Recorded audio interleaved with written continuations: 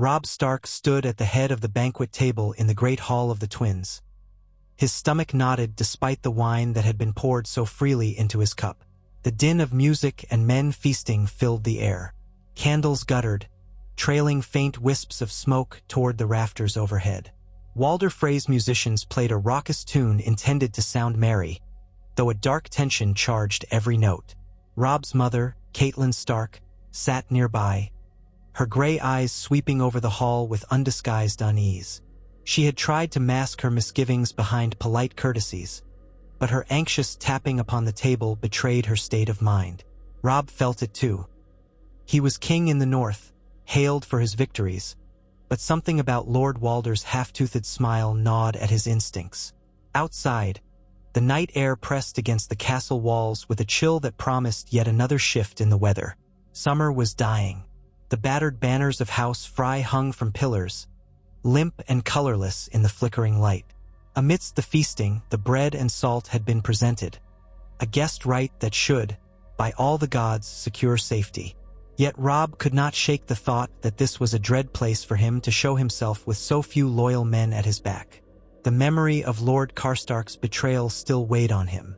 The North was fracturing, allies demanded recompense and vengeance, and the Starks were spread too thin.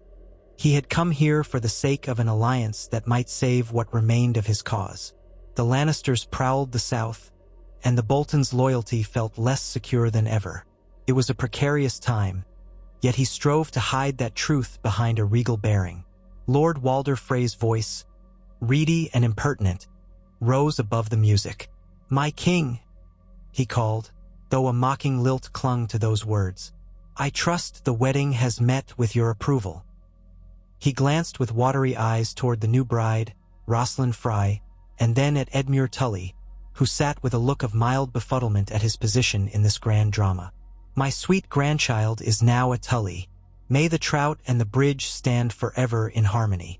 A round of forced laughter followed. Edmure gave a short nod and raised his wine cup. Robb could almost hear his uncle's thoughts, the same uncertainties in the cramped, suspicious atmosphere of that hall. Walder Frey's brood filled every corner, a sea of Frey faces that ranged from sour to smug. The serving girls hastened around, pouring more wine and ferrying plates of venison, stewed carrots, and fresh bread. All the while, Robb's direwolf, Grey Wind, was locked away in the courtyard under guard. That particular slight pricked at him. He had never felt right being separated from Grey Wind for so long, especially in an unfamiliar castle. But Walder Frey had insisted. One does not bring a direwolf to a wedding feast, or so the old man had claimed with an aggrieved snort. Catelyn turned her head toward Robb. The shadows beneath her eyes spoke of grief and endless worry. They had lost too much. Winterfell, a brother, a husband, a father. War had consumed them all in a swirl of battle cries and betrayals. Robb, though still young, felt ancient inside, as though his short years had been stretched thin by the demands of kingship and war. He tried to force a faint smile of reassurance in her direction. Then, slowly, he raised his cup to his lips, though he had scarcely tasted the feast. The band's tune began to change. The viols and flutes quieted, replaced by an off-kilter melody that set Robb's skin on edge. A hush seemed to ripple across the hall like a cold wind. He straightened, glancing at the dais where Walder Frey sat with some of his younger wives and many sons. Frey's expression had shifted, something triumphant and cruel burning in his eyes. The atmosphere in the hall twisted, the illusions of hospitality tearing away. It happened so quickly, yet it seemed to move in slow motion in Robb's recollection. The doors slammed shut. Some men in Frey livery reached for crossbows. He saw it in the corner of his eye. A glint of metal, the swift, silent turn of a guard's boot scraping the floor. A bolt flew across the hall. Someone screamed. Feasting men stumbled, unsure if it was a drunken brawl or some grim conspiracy. But the next volley of crossbow bolts answered those doubts. Men in stark colors began to fall. The table jerked as a body collapsed across it, wine and blood mixing to form a grotesque river upon the polished surface. Catelyn was on her feet. She reached for Robb, her scream lost in the rising clamor. Another crossbow thrummed, its string snapping forward in a deadly hiss. The bolt hit Robb's side, piercing the mail under his doublet. Pain flared through him, staggering him backward. Dizziness swarmed his senses, but adrenaline took hold. He tried to rally, to yell for his guards, but his shout was drowned by the chaos of men dying. Everywhere, Fry men brandished weapons, and the false wedding suddenly became a slaughter. Robb blinked tears of rage and pain from his eyes. He pulled the bolt free with a groan, blood streaming down his hip. At the dais, Walder Fry cackled in triumph. "The king in the north bleeds like any other man," the old lord sneered, spittle flying from his lips. Another crossbow was raised, taking aim. Robb saw the glint of steel pointed directly at him. He could already sense the next bolt that would end his life. A cry tore from Caitlyn's throat, but she was too far to stop it. Yet the shot never came, or if it was loosed, it missed its mark. The thunder of hooves echoed from beyond the open door behind the dais, and then the door leading to the courtyard burst open in a shattering of wood. Shouts of alarm erupted. A handful of Northmen who had remained mounted outside, men who mistrusted Fry hospitality as much as their king, stormed in. Their war horses knocked over tables and men alike. The riders fought to clear a path. One of them swung a sword in a vicious arc, slicing through a crossbowman just as he fired. The bolt soared overhead and cracked into the rafters with a discordant thump. Robb, clutching his wounded side, seized the opportunity. He lurched forward, ignoring the searing pain, and grasped his mother's arm. "Run!" he shouted, or tried to. The word came out as a ragged gasp, but Caitlyn heard him. A swirl of motion enveloped them. More Stark men, battered and bleeding, rushed forward to shield their king. It was madness in the hall, men dying in droves, crossbow bolts whizzing like angry wasps. For a moment, Robb lost sight of Edmure Tully, who was pinned behind overturned benches, wrestling with a Fry footman. Robb's own vision blurred from the blood loss, but he could still see that the twinfold betrayal was nearly complete. To linger would be to die. He had to get out, had to save what few he could. Caitlyn clung to his arm, her face contorted with shock and fury. Together, they stumbled through the chaos, ducking beneath a volley of bolts, stepping over bodies that had been feasting moments before. A mounted Northman maneuvered toward them, one hand outstretched to help. Robb hoisted Caitlyn up first, then climbed behind her. Blood trickled down his leg, thick and warm against his skin. He set his jaw, focusing on the press of bodies in front of them. The horse reared, hooves lashing out. A Fry soldier went down under the blow, skull cracked. The Northman driving the horse shouted, "To the courtyard! Grey Wind is there!" Robb nodded, too breathless to speak. He had to retrieve his direwolf, if Grey Wind was yet alive. Another bolt streaked past. The horse whinnied in panic, twisting dangerously. Yet with determination and a flurry of steel, they cut through the scattering of men that blocked the corridor leading out of the great hall. Behind them, Walder Frey's voice resounded in furious shrieks. "Close the gates! Stop them! Kill them all!" The old man's hatred hung in the air, accompanied by the shrill strings of the perverse wedding band that still played the Rains of Castamere. Robb forced himself not to look back at the carnage. He had seen enough to know that many good men lay dead. His mind roared with the enormity of the betrayal. They burst into the courtyard. Rain had begun to fall, or perhaps it was only the cold drizzle left over from the day's earlier downpour. Grey Wind's howls echoed against the stone walls. The dire wolf was penned behind an iron portcullis, snapping and snarling at Fry soldiers who jabbed spears through the bars. Robb felt a fury spark in him at the sight. The bond between him and his wolf was more than symbolic. It was one of the last connections to Winterfell, to the north, to who he truly was. The horse galloped across the courtyard. Stark soldiers, those who had remained outside or had rushed in upon hearing the attack, were engaged in vicious melee with Fry men. Robb and the Northmen dismounted near the portcullis. "Guard me," Robb barked, though his voice was weak. The soldier nodded, standing back to back with his king to fend off attackers. Meanwhile, Robb staggered to the gate, ignoring the throbbing in his side. He lifted the bar that locked Grey Wind inside. With trembling hands, he drew the heavy latch, the rain making the iron slippery.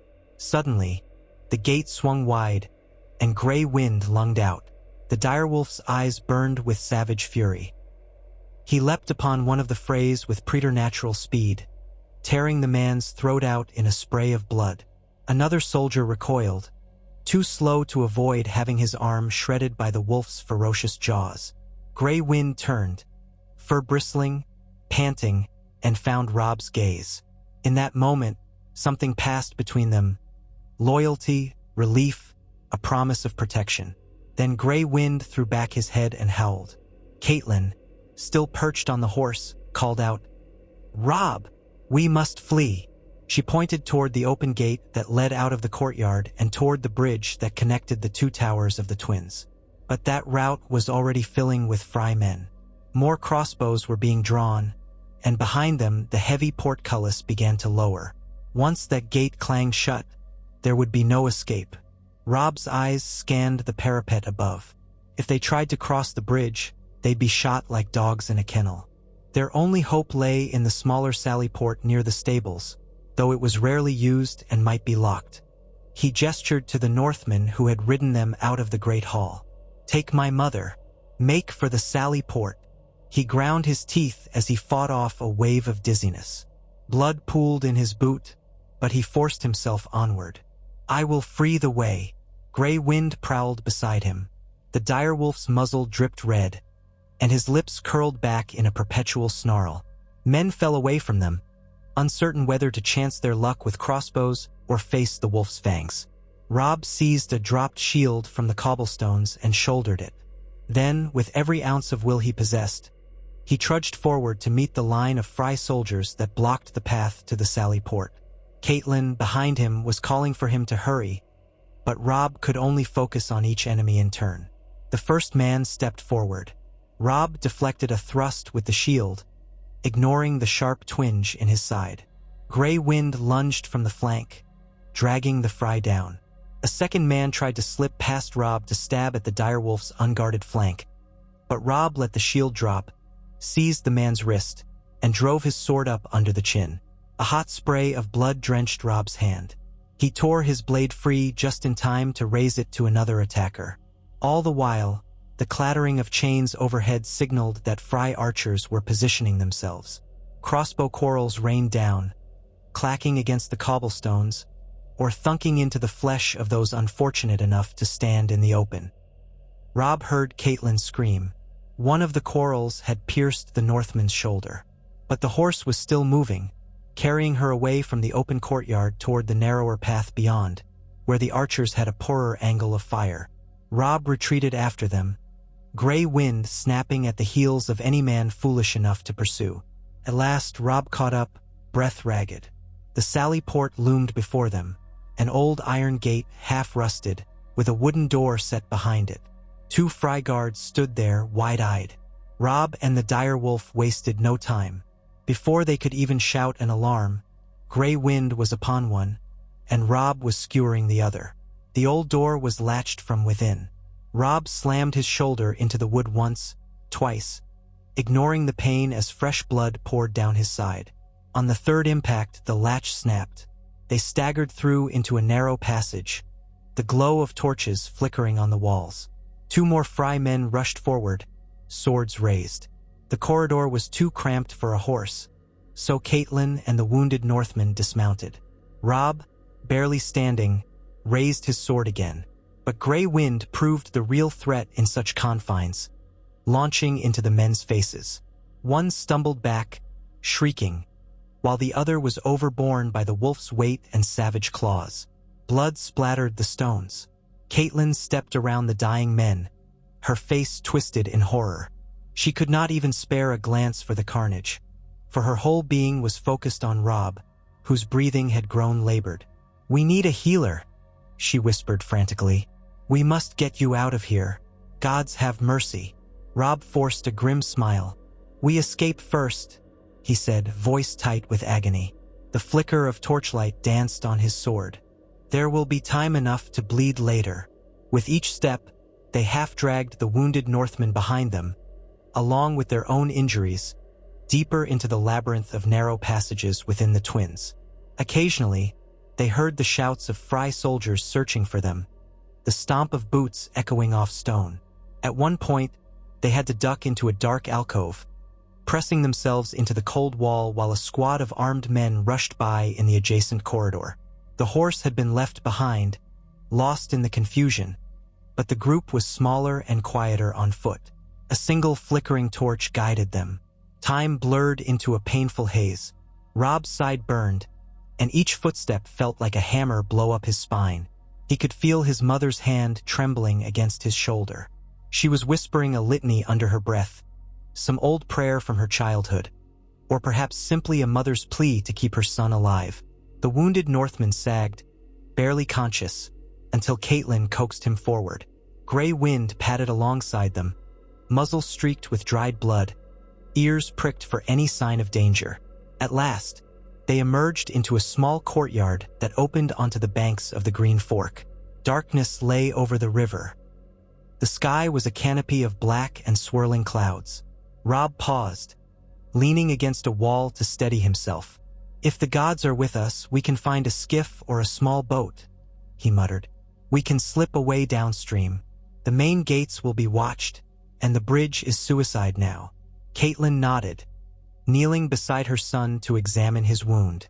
She pressed a piece of cloth against it, wincing at how much blood had stained his cloak. "We have to hurry. They'll have realized we're headed this way by now."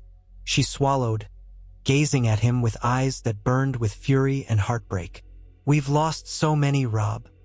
He said nothing, merely met her eyes, and knew words would not mend what happened this night. The king in the north, betrayed, ambushed, and humiliated, would carry the weight of this massacre forever. But he was still alive. That fact alone was a testament to luck or fate or the old gods. Perhaps, in time, it would become the bedrock of vengeance. They skirted the castle walls, passing by a small stable that smelled of damp straw and horse dung. Within, 2 old nags and a half-dozen donkeys stirred in their stalls. Soft whickering drifted into the chill night. Robb was about to move on when a shape detached itself from the shadows. Another Northman, a youth named Garth, stepped forward, blade half-raised, before realizing he was confronting his own king. Behind him were 3 other men, all bearing stark sigils. Relief broke over Garth's face, though it quickly turned to sorrow when he saw Robb's condition. "Your Grace," he whispered. "Thank the gods." Robb clasped the youth's shoulder. "You're alive, Garth. You and these men." He nodded to the others. Their faces were grim, haunted by what they had witnessed. Blood spattered their armor, and one man was missing an ear, a ragged bandage pressed to the side of his head. "We aim to take the river. We'll not stand a chance at the main gate." Garth nodded hurriedly. "Aye, Your Grace. There's a small fishing boat moored by the southwestern tower. We were just trying to figure out how to get to it without raising an alarm." A faint glimmer of hope threaded through Robb's chest. They had more men now, though still precious few. He nodded. "Take us there." Quietly, they followed Garth's lead, weaving between the outbuildings, ducking under awnings, past a pair of old well houses. Rain slicked the cobblestones, turning them treacherous underfoot, and every now and then gray wind paused, ears alert, a silent warning that Fry men might be near.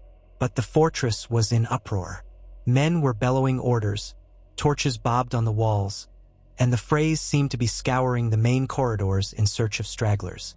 Perhaps they assumed anyone slipping away would make for the gates or attempt to hide until dawn. The southwestern tower was less heavily guarded. When they reached the bank of the river, Robb saw a small skiff, tied to a piling that jutted from the wet mud. The boat swayed, battered by the swirling current. It would barely hold 5 people, let alone the near dozen that now huddled in the dark. But a second boat bobbed against it, an older dinghy riddled with patches, big enough for a few more men. One by one, they slid down the embankment, boots squelching in mud and weeds. The men helped Caitlin into the first boat while Grey Wind sprang lightly aboard. The direwolf's weight caused the craft to lurch dangerously, and the wounded Northman nearly toppled over the side, cursing.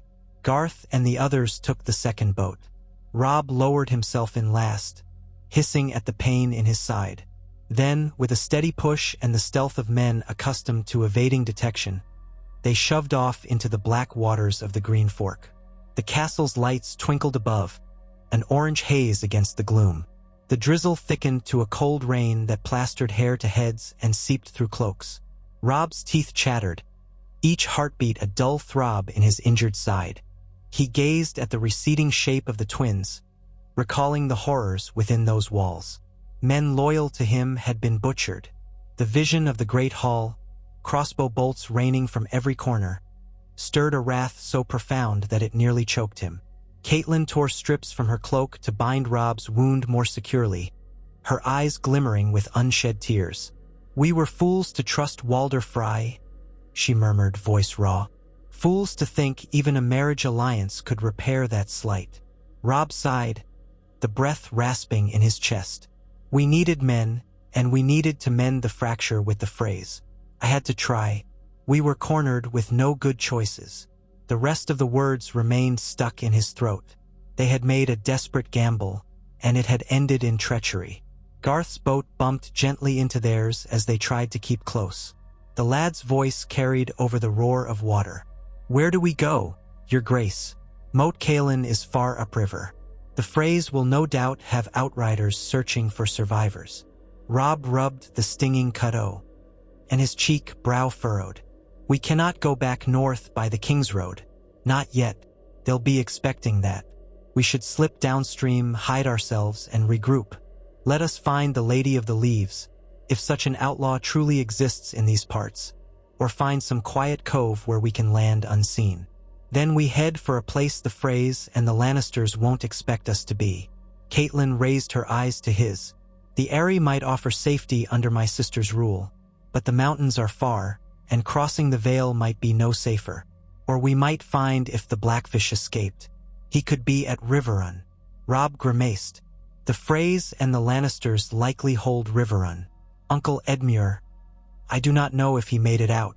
We must pray for his safety, but I cannot risk that path without an army.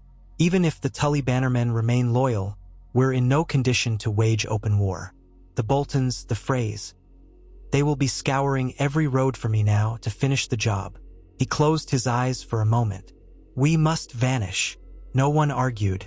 The rain whipped at their faces as the current carried them onward, away from the twins, away from the massacre that would later be known as the Red Wedding. Slowly, the shape of the fortress vanished from view. They found an overgrown bank before dawn, where drooping willow branches offered concealment under the streaming rain. Sods of moss and old driftwood littered the bank.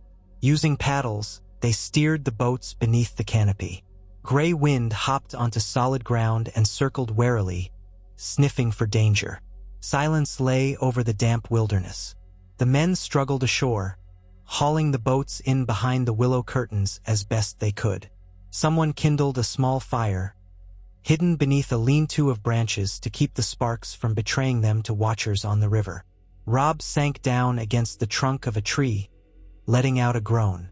His skin was clammy, hair plastered to his forehead. Caitlin knelt, pressing a hand to his brow. "You're feverish." One of the surviving Stark men, who had once served as a huntsman, rummaged through his pack and drew out a small pouch. "I've herbs," he said. "Yarrow for the bleeding, some ginger root for the fever. Let me see the wound." By the light of the small fire, he did what he could to clean and bandage the gash. Robb clenched his teeth as the herbs burned in the open cut, but he made no sound. It needed to be done. Better the pain than the rot. As dawn's pale light seeped into the sky, the ragged band ate what provisions they had left: hard bread, salted beef, and a bit of dried fruit. No one spoke much, the horror of the night still fresh. Some men fell into a restless doze. Caitlin eventually leaned her head on Robb's shoulder, though whether she slept or not was hard to say. Grey Wind lay curled at Robb's feet, occasionally lifting his head to sniff the air. Robb stared at the smoldering coals, thoughts tumbling. He lived. That single fact seemed almost like a dream.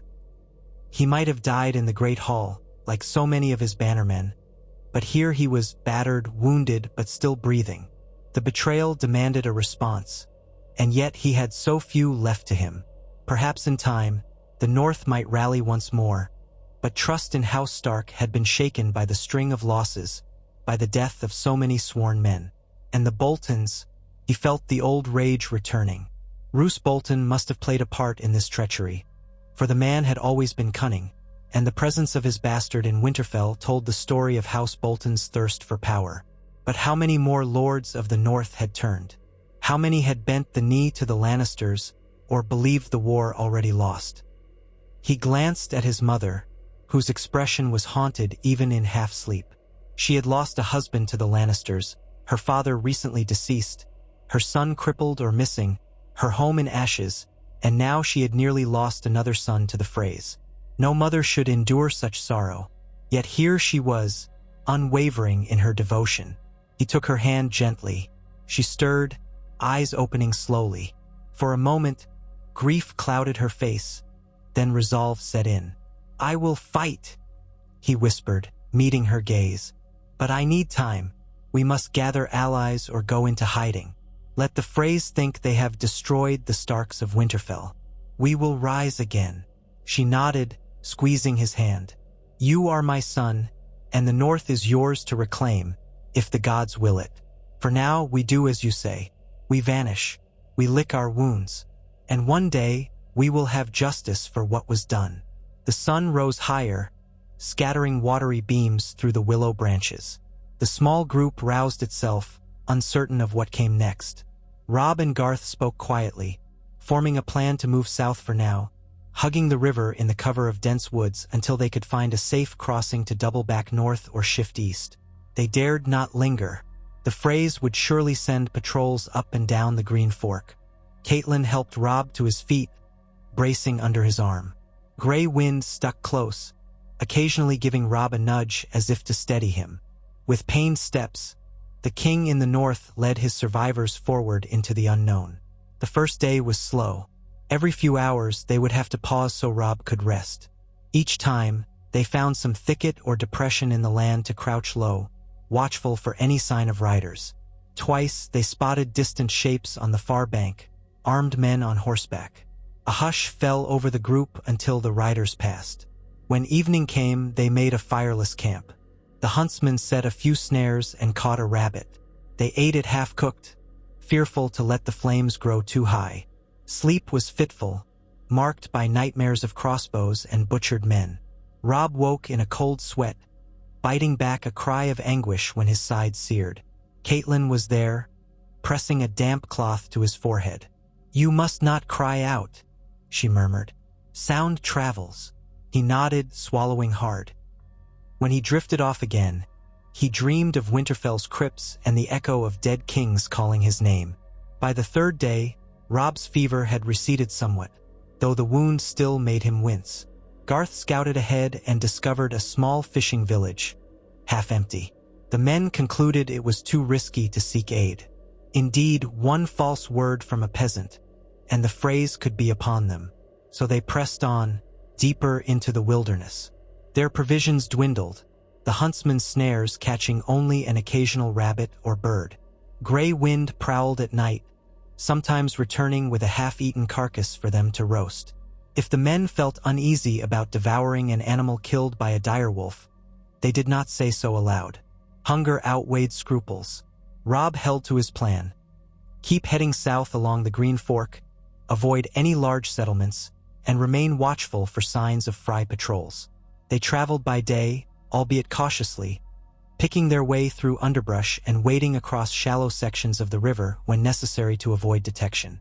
By the time a week had passed since the Red Wedding, their group was bedraggled, boots worn thin, cloaks torn by brambles. Yet no Frey men had managed to find them. Once or twice, the huntsmen had glimpsed riders in the distance, but their band had become adept at melting into the brush whenever hoofbeats approached. All the while, the weight of the betrayal loomed. Rumors reached them in snatches. whispers from traveling peddlers they hid from but overheard, or from peasants at a distance. The word was that King Robb Stark was dead, the North broken. The Lannisters had secured the realm. Walder Frey boasted that the young wolf had been cut down in his hall. Robb's men bristled at such talk, but none dared reveal themselves to challenge it. This cloak of presumed death was their only shield. Eventually, they moved far enough south that the rolling hills gave way to lower, marshier ground. Catelyn recognized the region from her girlhood journeys. They were nearing Harrenhal's outskirts, though the great ruined castle was still far to the west. The question arose, where would they go now? If they continued south, they might reach the Blackwater and find themselves deep in enemy territory. West lay the Lannisters in the Westerlands, north was the direct route back to Walder Frey's domain, and east took them toward the Vale, though mountainous passes threatened a different peril. Robb had no easy answer. They convened quietly one evening under a grove of black pines. A biting wind rattled the branches overhead, and the men huddled around a low, smokeless fire. "We could attempt the Bloody Gate," Robb said, though without conviction. "If Lisa Arryn shows us mercy, we might recuperate in the Eyrie." Catelyn bowed her head. "My sister has grown ever more fearful, and her son is fragile. She might shut us out, or Lord Peter Baelish may hold sway there." She grimaced. "I cannot say how that would end." Garth suggested searching out Beric Dondarrion, rumored to be hiding in the Riverlands. "They say he fights the Lannisters in secret, a band of outlaws who protect the small folk. Perhaps they would shelter the rightful king in the north." Robb considered it. Hiding among outlaws was a desperate move, but everything in him seethed at the notion of returning north empty-handed. He was king of a broken kingdom, uncertain who among the northern lords still lived or who had turned coat. For a moment, he closed his eyes, recalling better days. Marching with loyal men, the banners of the direwolf flapping proudly in the wind. Now he had fewer than a dozen battered warriors at his side, plus his mother, half-starved, sneaking through woods like criminals. The old gods tested him sorely. At last he nodded. "Let us seek out the outlaws. This land is full of rumors about Thuras of Myr and Beric Dondarrion. If any are true, they might give us sanctuary or at least direct us to safety. If that fails, we reconsider the Vale." No one offered a better option, so that night they slept with the knowledge that come dawn, they would strike west, keeping to the edges of villages, searching for word or sign of the Brotherhood without banners. They walked for days. Robb's wound healed slowly, scabbing over but continuing to pain him. The huntsman applied fresh poultices when possible, though the supplies of yarrow and ginger were running low. Now and then, gray wind patted ahead, returning with a half-gnawed hair. The men learned to roam in smaller groups or pairs, to avoid drawing attention, rendezvousing at set points by nightfall. This required trust in each other to not lose their way or betray the group for coin. But these were the last of Robb's loyalists, battle-tested, having survived the Red Wedding. They would not betray him now. In the gloom of an autumn dusk, they came upon a burned-out farmstead. The charred remains of a cottage stood stark against the sky. A single apple tree, half dead, clung to the side of the path. Nearby lay the rotting corpses of two peasants, struck down by bandits or soldiers. It was impossible to tell.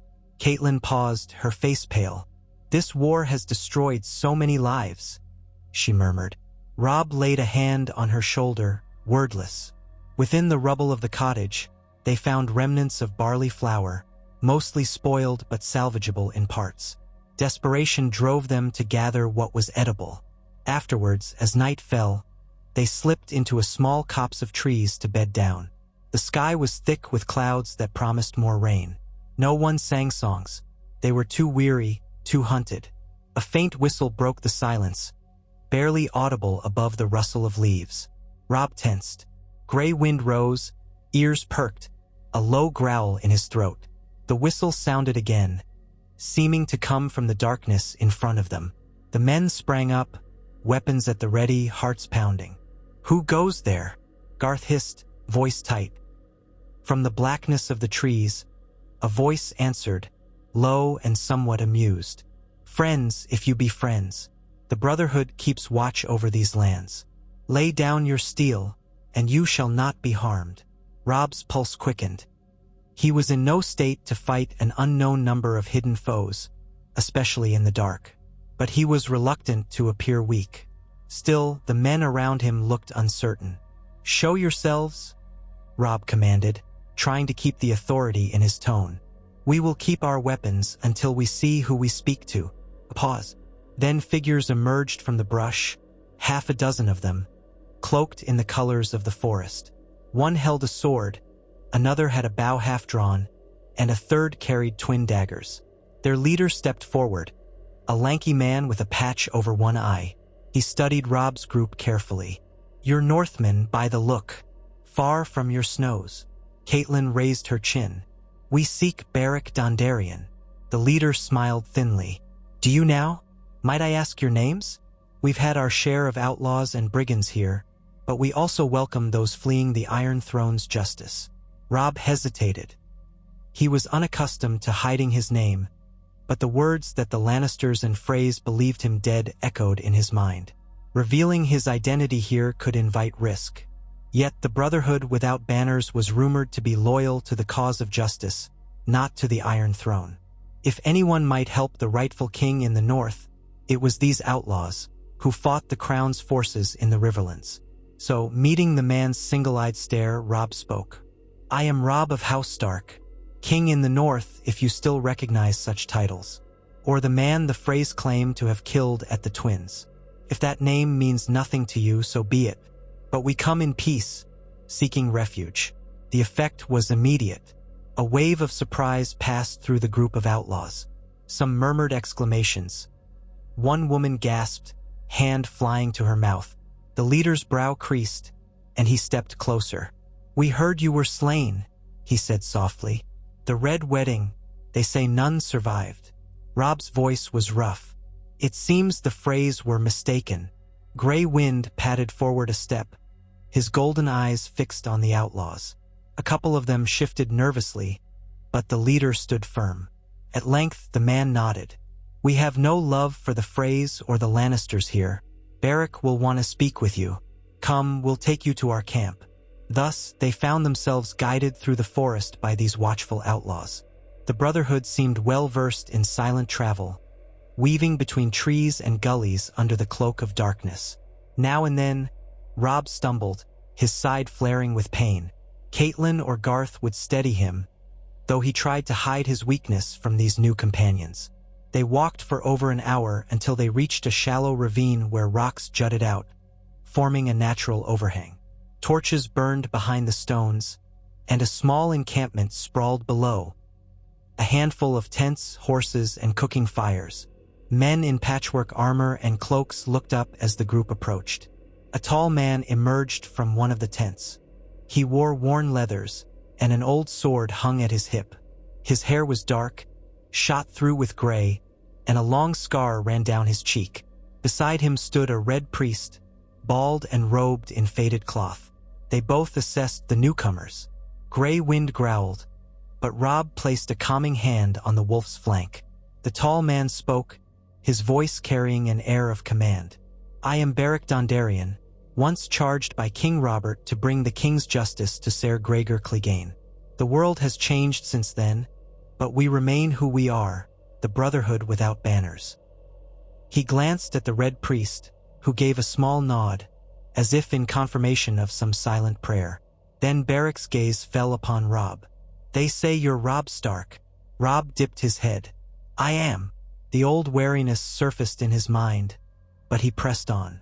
"I come seeking safety from a treacherous betrayal, and I ask if you can shelter us. My people are few. My mother is with me, as are these good men who survived the Red Wedding." Beric exchanged a glance with the red priest, who closed his eyes for a moment. Then the priest, Thuras of Myr, spoke quietly. "We serve the Lord of Light, but we also serve justice in these lands. If you are who you say you are, we will not turn you away. The wolves have been wronged." That was how Robb and his company came under the protection of the Brotherhood without banners, at least for a time. The outlaws gave them space in the ravine, shared their scant provisions, and even found a man with some healing skill to tend Robb's wound. The next few days were spent recovering, exchanging stories, and forging a measure of trust. Caitlin confided some of their travails to Beric. The man listened gravely, an undercurrent of sorrow in his expression. He had seen plenty of cruelty in the war-ravaged Riverlands, but even so, the Frey betrayal shocked him. To slay guests under their own roof, there is no greater sin, he said, voice tight with anger. Robb wrestled with his urge to rally the outlaws into an immediate assault on the Freys. But the Brotherhood was already hard-pressed, their numbers too small to challenge any large host. Raiding supply lines, rescuing peasants from marauders, and ambushing small Lannister patrols was one thing. Marching against the twins or Harrenhal was another. Yet Beric's sympathy was genuine. He pledged that should the Brotherhood gain any advantage, they would help Robb avenge this heinous act. For now, caution reigned. As days turned into weeks, Robb and his mother found a fragile peace in the hidden encampment. The news of the outside world trickled in through scouts and refugees. The Boltons were confirmed to have turned traitor, with Roose Bolton named Warden of the North by the Crown. The Freys crowed about having slain the young wolf, forging new alliances with the Lannisters. Meanwhile, up north, rumors swirled of Ironborn raiders burning villages along the coast, and of a boy named Ramsay Snow terrorizing the local populace from the Dreadfort. Winterfell remained a ruin. The Umbers, Glovers, and Manderleys were said to be restless but leaderless. All told, it was an ugly picture for any hope of reclaiming the North soon. Robb struggled with bitterness. At times, he felt the gnawing guilt of being alive while so many of his men lay dead. Yet there was also determination. He had survived. His mother had survived. If he gave in to despair, then House Stark truly would end. So he spent his days training with the Brotherhood soldiers, strengthening his battered body, forging alliances with men who despised the Lannisters and all their allies. Sometimes he would ride out with small groups, cloaked and incognito, to raid or scout. Grey Wind relished the chance to hunt with him once more, and the men admired the fearsome direwolf. Caitlin, for her part, attempted to gather information about her daughters, Sansa and Arya, rumored to be captives of the Lannisters or lost in the Riverlands. No one seemed to have certain news, though one rumor placed Arya near the Brotherhood's territory at some point, traveling under false names. Thuras of Myr confirmed that Arya had indeed been briefly in their care, but she had slipped away. Where she was now, no one knew. This knowledge gave Caitlin a faint glimmer of hope that her daughter might yet be alive. One evening, as rain drummed on the makeshift canopies, Beric and Thuras sat with Robb by the fire, speaking in low tones. The lightning of an approaching storm cast fleeting shadows across the ravine's walls. Beric studied Robb's face. "We can hide you indefinitely, your grace, but you are a king without a kingdom. I do not say that to wound you, but to remind you that the Freys and the Boltons are winning a war of perception. As long as the realm believes you dead, your bannermen lose hope." Robb's eyes flick. "Kyrd, you suggest I announce my survival? That would bring more swords down upon the Riverlands. They would come to find me and crush us. The Brotherhood might be destroyed in the process." Beric inclined his head. "It is a risk, but if your loyal Northmen knew you yet lived, perhaps they'd rise for you again. The men of White Harbor, the clans of the hills, the mountain folk. Word might spread that the king in the north still breathes." Robb's hand curled into a fist. "I have considered it. I cannot let Walder Frey and Roose Bolton keep my seat." He exhaled, frustration etched on his features. "Yet I've no gold, no safe haven in the north, and barely enough men to form a single company. We are not ready for open confrontation." The Red Priest's voice was quiet. "What would you need to become ready?" Robb glanced at him, half surprised by the earnest question. "Time, money, and men. A foothold in some castle. Weapons. And a chance to sever the alliance between the Freys and the Boltons, or to drive them to war with each other. The old gods know there is no love lost between those houses. If the Lannisters are distracted by other threats, we might find an opening." Beric considered. "The Iron Throne has many enemies. Stannis Baratheon grows in the east at the Wall, if rumors are to be believed. Daenerys Targaryen in the far lands across the narrow sea. There are fractures enough. The Lannisters are wealthy, but they cannot fight a war on every front forever. A long silence followed, broken only by the patter of rain. Lightning flashed, illuminating Robb's face. Determination lined his brow. We bide our time, gather allies in secret, build a hidden network of support. When the moment is ripe, we strike. The North will answer if they know I still live, but I have to be careful how that news spreads. My mother and I must remain in the shadows until we are strong enough. Thus, a plan was born. Over the following weeks, Robb consulted with Beric and Thuras about forging lines of communication to the north. Smugglers and clandestine messengers would carry discreet letters to those houses most likely to remain loyal. The Manderleys, the Serwins, the remaining members of House Reed if they could be found. Each letter would be sealed with Robb's sigil, written in Catelyn's hand as well, to confirm authenticity. In them, Robb asked for quiet loyalty, for a pledge to keep news of his survival from Fry or Bolton ears, to wait until the day he called them to arms. It was a tenuous scheme, but the only path forward. Meanwhile, Robb moved among the outlaws, forging bonds. Some of the younger ones, enthralled by the idea of serving a living king in defiance of the Lannisters, volunteered to help. The Brotherhood's leadership remained cautious, but open-minded. In time, small victories began.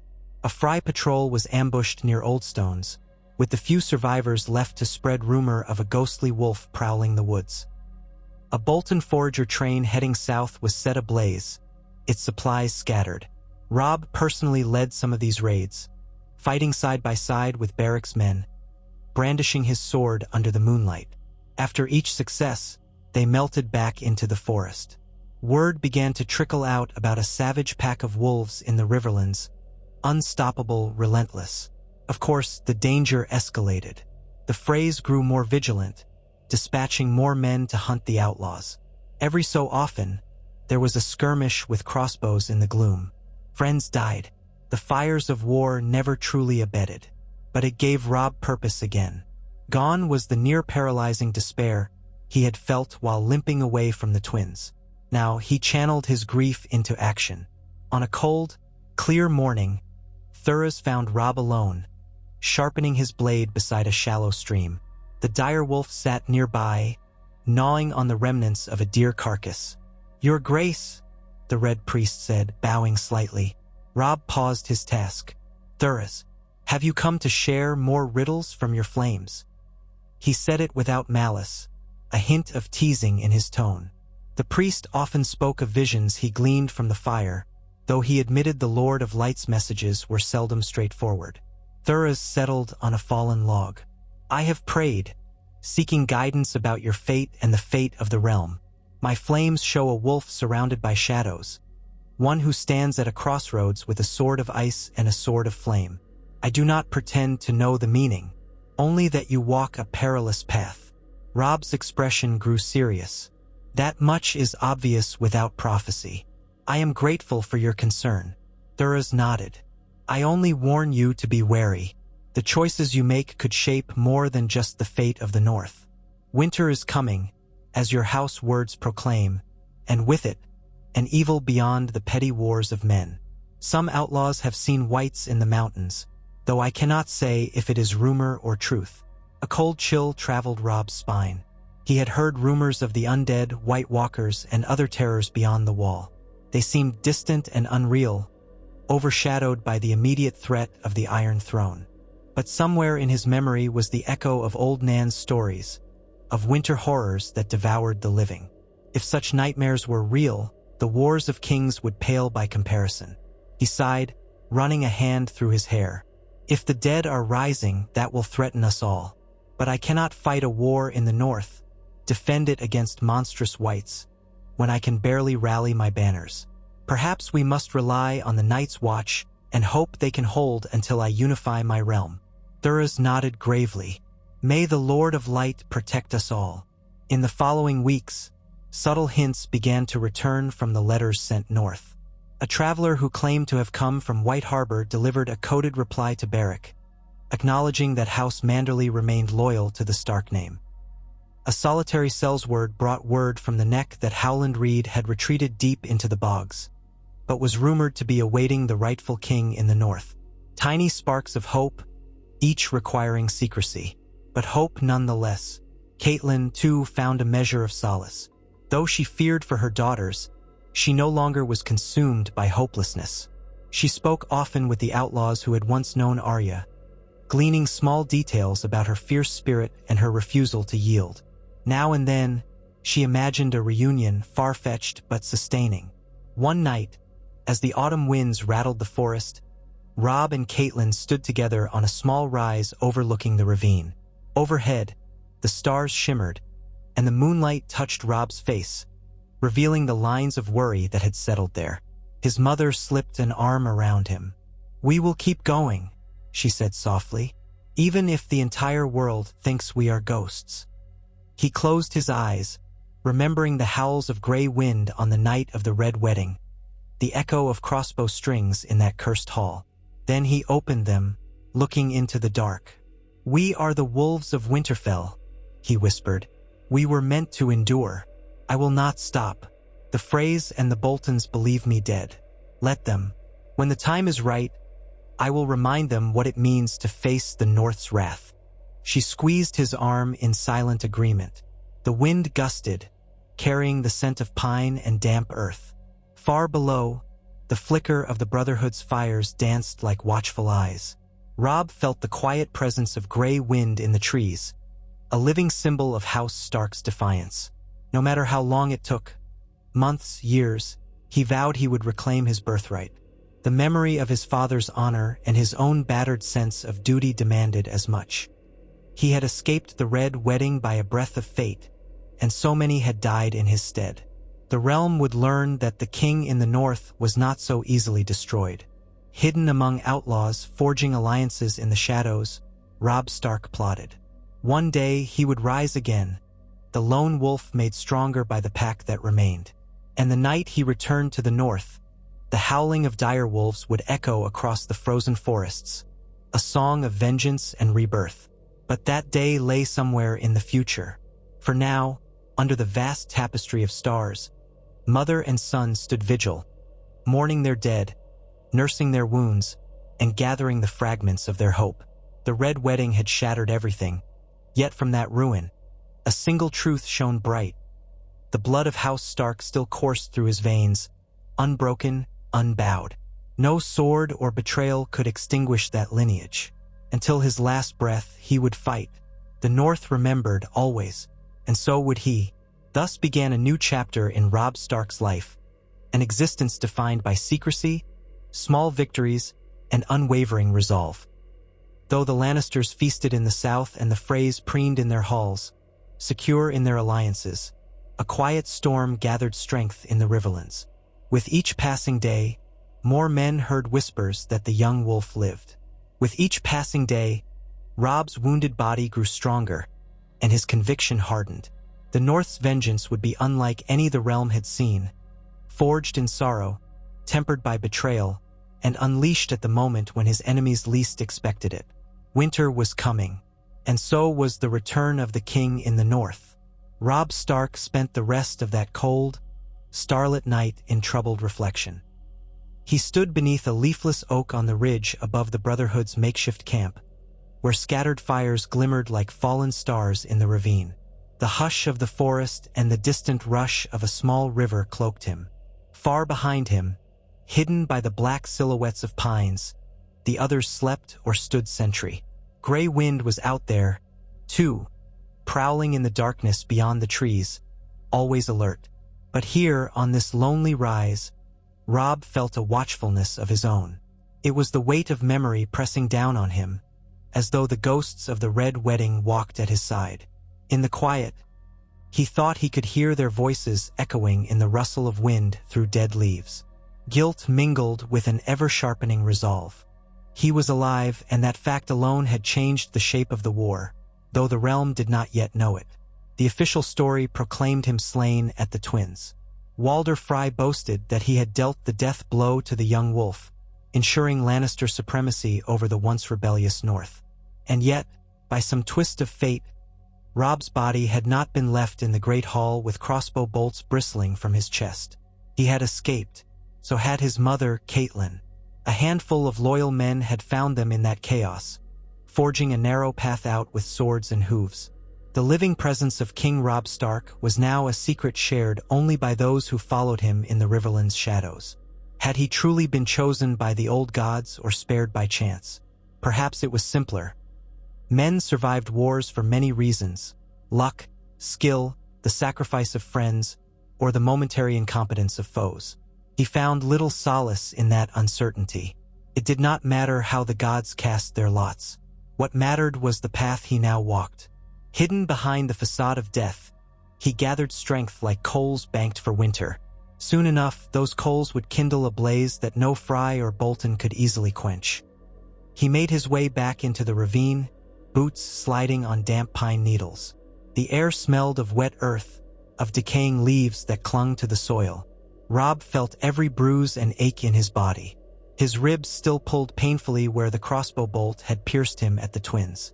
The huntsman who traveled with them changed Robb's bandages nightly, each time applying new salves to keep infection at bay. Though the wound had begun to knit, it itched in a hot, prickling way that reminded him how close he had come to losing his life. A sentry nodded in greeting as Robb approached the ring of tents. Robb returned the gesture. Inside his own tent, little more than a patchwork of canvas pitched near the rough stone slope, Caitlin dozed fitfully. She stirred at his arrival, blinking in the low flicker of a shielded lantern. "Robb?" she asked softly, voice thick with weariness. He ducked inside and let the canvas flap fall behind him, the night's chill swirling in. "It's me," he said. "Rest. Dawn is still hours away." She pulled a threadbare blanket around her shoulders.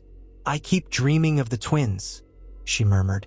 "Of the music changing, that vile tune, and Ned, your father." She closed her eyes again, inhaling shakily. "I see them both, lost and silent. The old gods alone know how we escaped. Sometimes it doesn't feel real." Robb knelt, resting a hand on her arm. Their eyes met, and that unspoken sorrow passed between them. "We did escape," he said, quiet but firm. "And that's what we must hold on to. We can't let their betrayals and murders define us forever." She nodded, though tears glimmered at the edges of her eyes, not yet fallen. "One day Walder Frye will answer for his crimes, as will Roose Bolton." Robb laid his sword belt beside him. "On that we are agreed." He shared little else that night. He crawled onto his own bedroll, wincing at the pull of his wound, and tried to gather what rest he could. Outside, he could still hear faint voices, other outlaws murmuring, the low drone of watchful men. Eventually, he sank into a shallow sleep. Come daybreak, the Brotherhood without banners stirred to life. Men emerged from tents to stoke cooking fires or sharpen blades. Women within the band tended to wounds or rationed out the morning's meager provisions. Beric Dondarrion himself stood near a communal fire, clad in battered leathers. The single patch covering one of his eyes gave him a worn, soldierly air. Thuras of Myr, the Red Priest, stood beside him, his weathered face revealing little. Robb joined them, greeting each with a respectful inclination of his head. "Thuras and I will be riding out to meet a small group of refugees," Beric explained.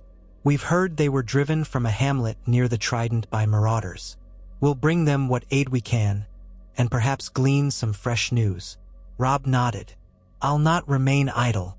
Some of the men and I will scout the roads north of here. We should know if Frye patrols draw close." He paused, glancing at Thuras.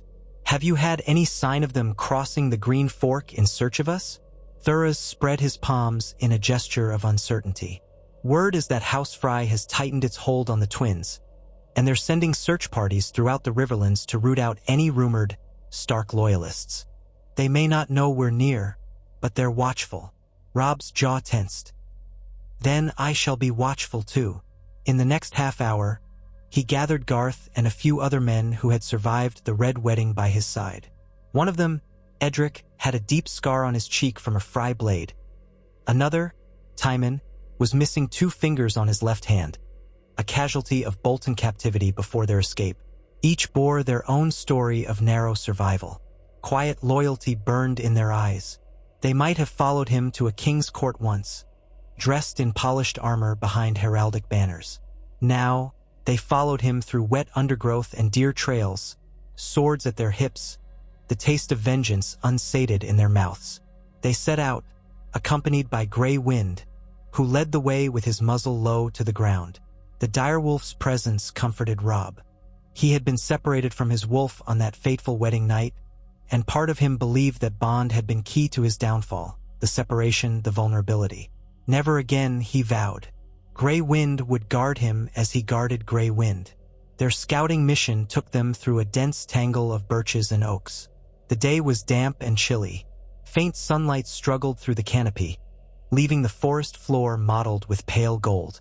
Now and again, they came upon a narrow track used by locals, a rutted path bearing footprints or cart grooves. Twice they spotted evidence of travelers. Trodden grass, broken twigs, the faint scent of manure from passing horses. Finally, near midday, they heard distant voices and the jangling of bridles. Robb signaled the others to take cover amid thick brambles just off the path. Grey Wind crouched low, ears pricked. The group waited, breath held. After a moment, 3 riders appeared from around a bend. At the fore was a tall man in threadbare leathers, wearing no sigil but carrying a short spear. The others were similarly dressed, leading 2 mules laden with sacks. They did not look like Frey men-at-arms, nor did they appear to be official Lannister outriders. They were more akin to traveling peddlers or poor freeriders, perhaps with stolen or borrowed mounts. Robb made a quick decision. He rose from the brush, sword still sheathed at his hip but his hand near the hilt. "Halt!" he called. Garth and Edric flanked him, weapons in hand, ready for a fight if needed. The riders jerked their reins in surprise. One of the mules brayed loudly, sidling into the undergrowth. "7 hells?" cursed the lead man, reflexively raising his spear. Then he saw the size of the group emerging, as well as the direwolf that padded forth. Wariness lit the man's face. "We mean no trouble, sirs." Robb studied them. "Where do you ride?" The man hesitated, glancing at the others. "East, away from Harrenhal. There's nothing but ruin and war in these parts. We were told there's safer land near the Blackwater. Maybe a chance to trade or find day labor." Garth peered at the sacks strapped to the mules. "What do you carry?" "Cured hides," said the second rider, a shorter woman with a dagger at her belt. "Rotted grain, some dried fish. Little else. Times are hard." Robb exchanged a glance with his companions, then asked, "Have you heard any talk of Frey patrols? We've run afoul of them before." The travelers looked uneasily at each other. The woman with the dagger answered, "Saw a group of armed men with the twin sigil about 3 days west of here, on the main road. They're searching for outlaws, or so we heard them say in a village. They questioned folk, threatened them. We avoided them ourselves, took the forest paths." Robb exhaled slowly. "You're wise to do so. May the gods keep you. Will not rob you or hinder your path." He stepped aside, motioning for his men to do the same. "But remember, if Frey men come, they're no friends to travelers. Warn who you can." The lead rider's posture softened in relief. His gaze flickered toward Grey Wind one last time before he nudged his horse forward. "We will." "Thank you, sir."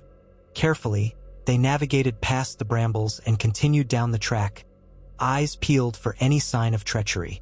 Within moments, the forest swallowed them again.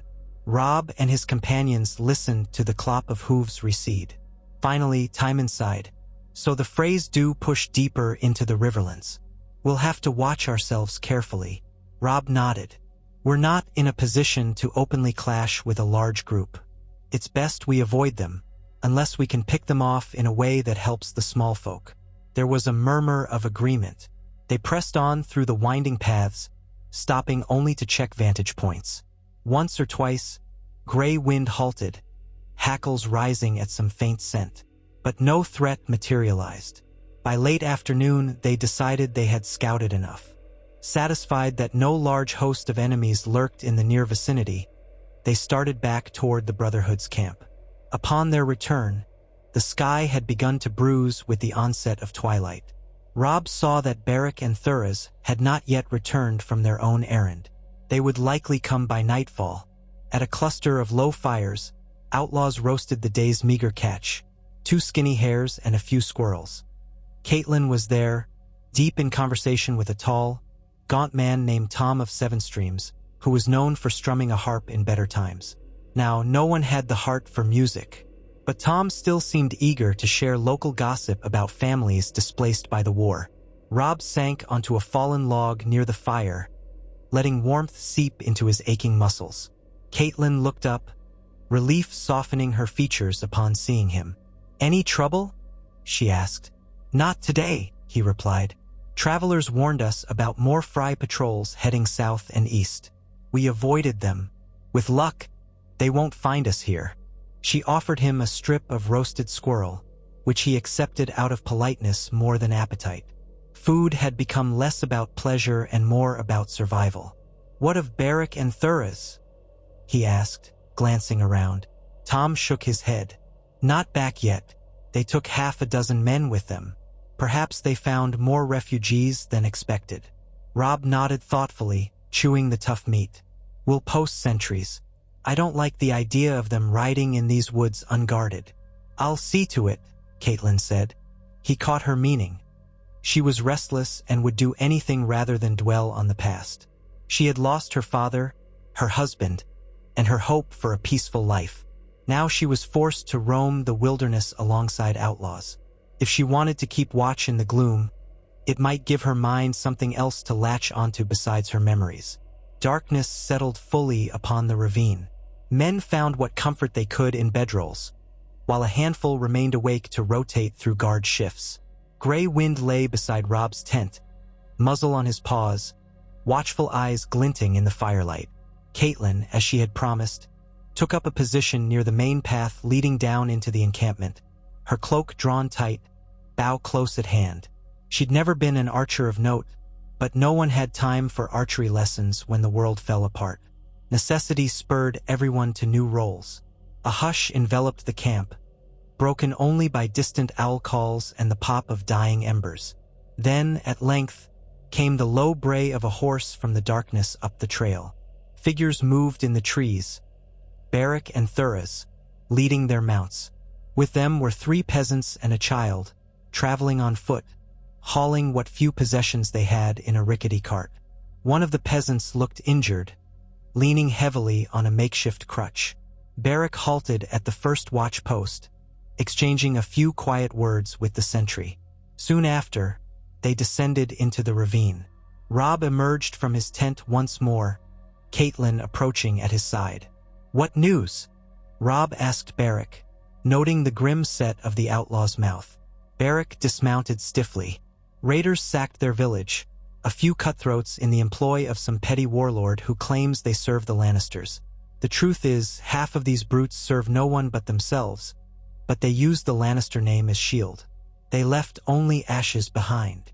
Thuras nodded in weary confirmation. "We promised them food and a safe place for the night." He gestured to the refugees. The child clung to a threadbare doll, staring with hollow eyes. Robb's heart sank. The war had turned ordinary folk into perpetual victims. "Of course they're welcome.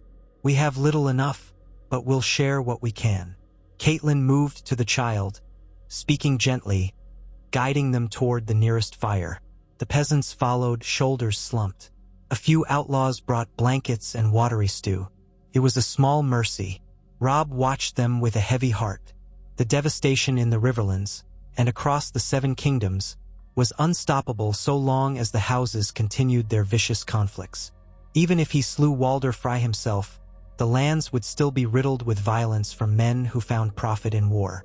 But that knowledge did not lessen his thirst for justice. Beric walked alongside Robb, lowering his voice. "We came across a band of outlaws near the same hamlet. They bore no sigils but were armed to the teeth, extorting coin from the refugees fleeing the area. We put a few to the sword before the rest scattered." They left behind some stolen goods. Enough to feed us another week if we ration carefully. Good, Robb said. We'll need every scrap if we plan to endure winter out here. They both gazed at the flickering fires. Barrick's tone grew contemplative. We have always fought for the small folk. That was our vow when we first formed Thor-OS, me, and those still loyal to the memory of what was right in the realm. Now we harbor you, the so-called king in the north, declared dead by the official edicts. We're sheltering men who might draw the Frey's wrath upon us. A twinge of guilt sparked in Robb's chest. I know the risk you take. I won't forget it. Barrick studied him, the single eye glinting in the torchlight. Sometimes we must do more than just protect the small folk from roving bandits. The folk need hope, so do your Northmen. Perhaps that's what the gods intended when they spared your life. Robb was silent a moment, feeling the weight of that notion. I can't pretend to know the gods' plans. I only know we need to rebuild. The North has been stabbed in the back, left leaderless. If I can keep that cause alive, maybe we stand a chance when the moment to strike comes. Barrick clapped him lightly on the shoulder. You'll have my sword and that of my brothers when that time comes. For now, we remain in the shadows. That night, with the wind sighing among pines, the camp slept in uneasy intervals. Robb dozed, recalling the time he and Grey Wind once roamed open fields with his bannermen, before the war's full cruelty had shown itself. He remembered the lofty canopy of the Neck, the watchfires of Moat Cailin. He dreamed of the great hall at Winterfell, his father's voice echoing in memory. In the dream, Ned Stark stood tall, dressed in furs, telling Robb to protect his siblings, to protect his people. But the dream shifted, dissolving into the Red Wedding's horror, leaving Robb jolted awake, chest tight with rage and grief. Morning came cold and bright. Thuras led a short prayer to his Lord of Light, while others murmured their own devotions or none at all.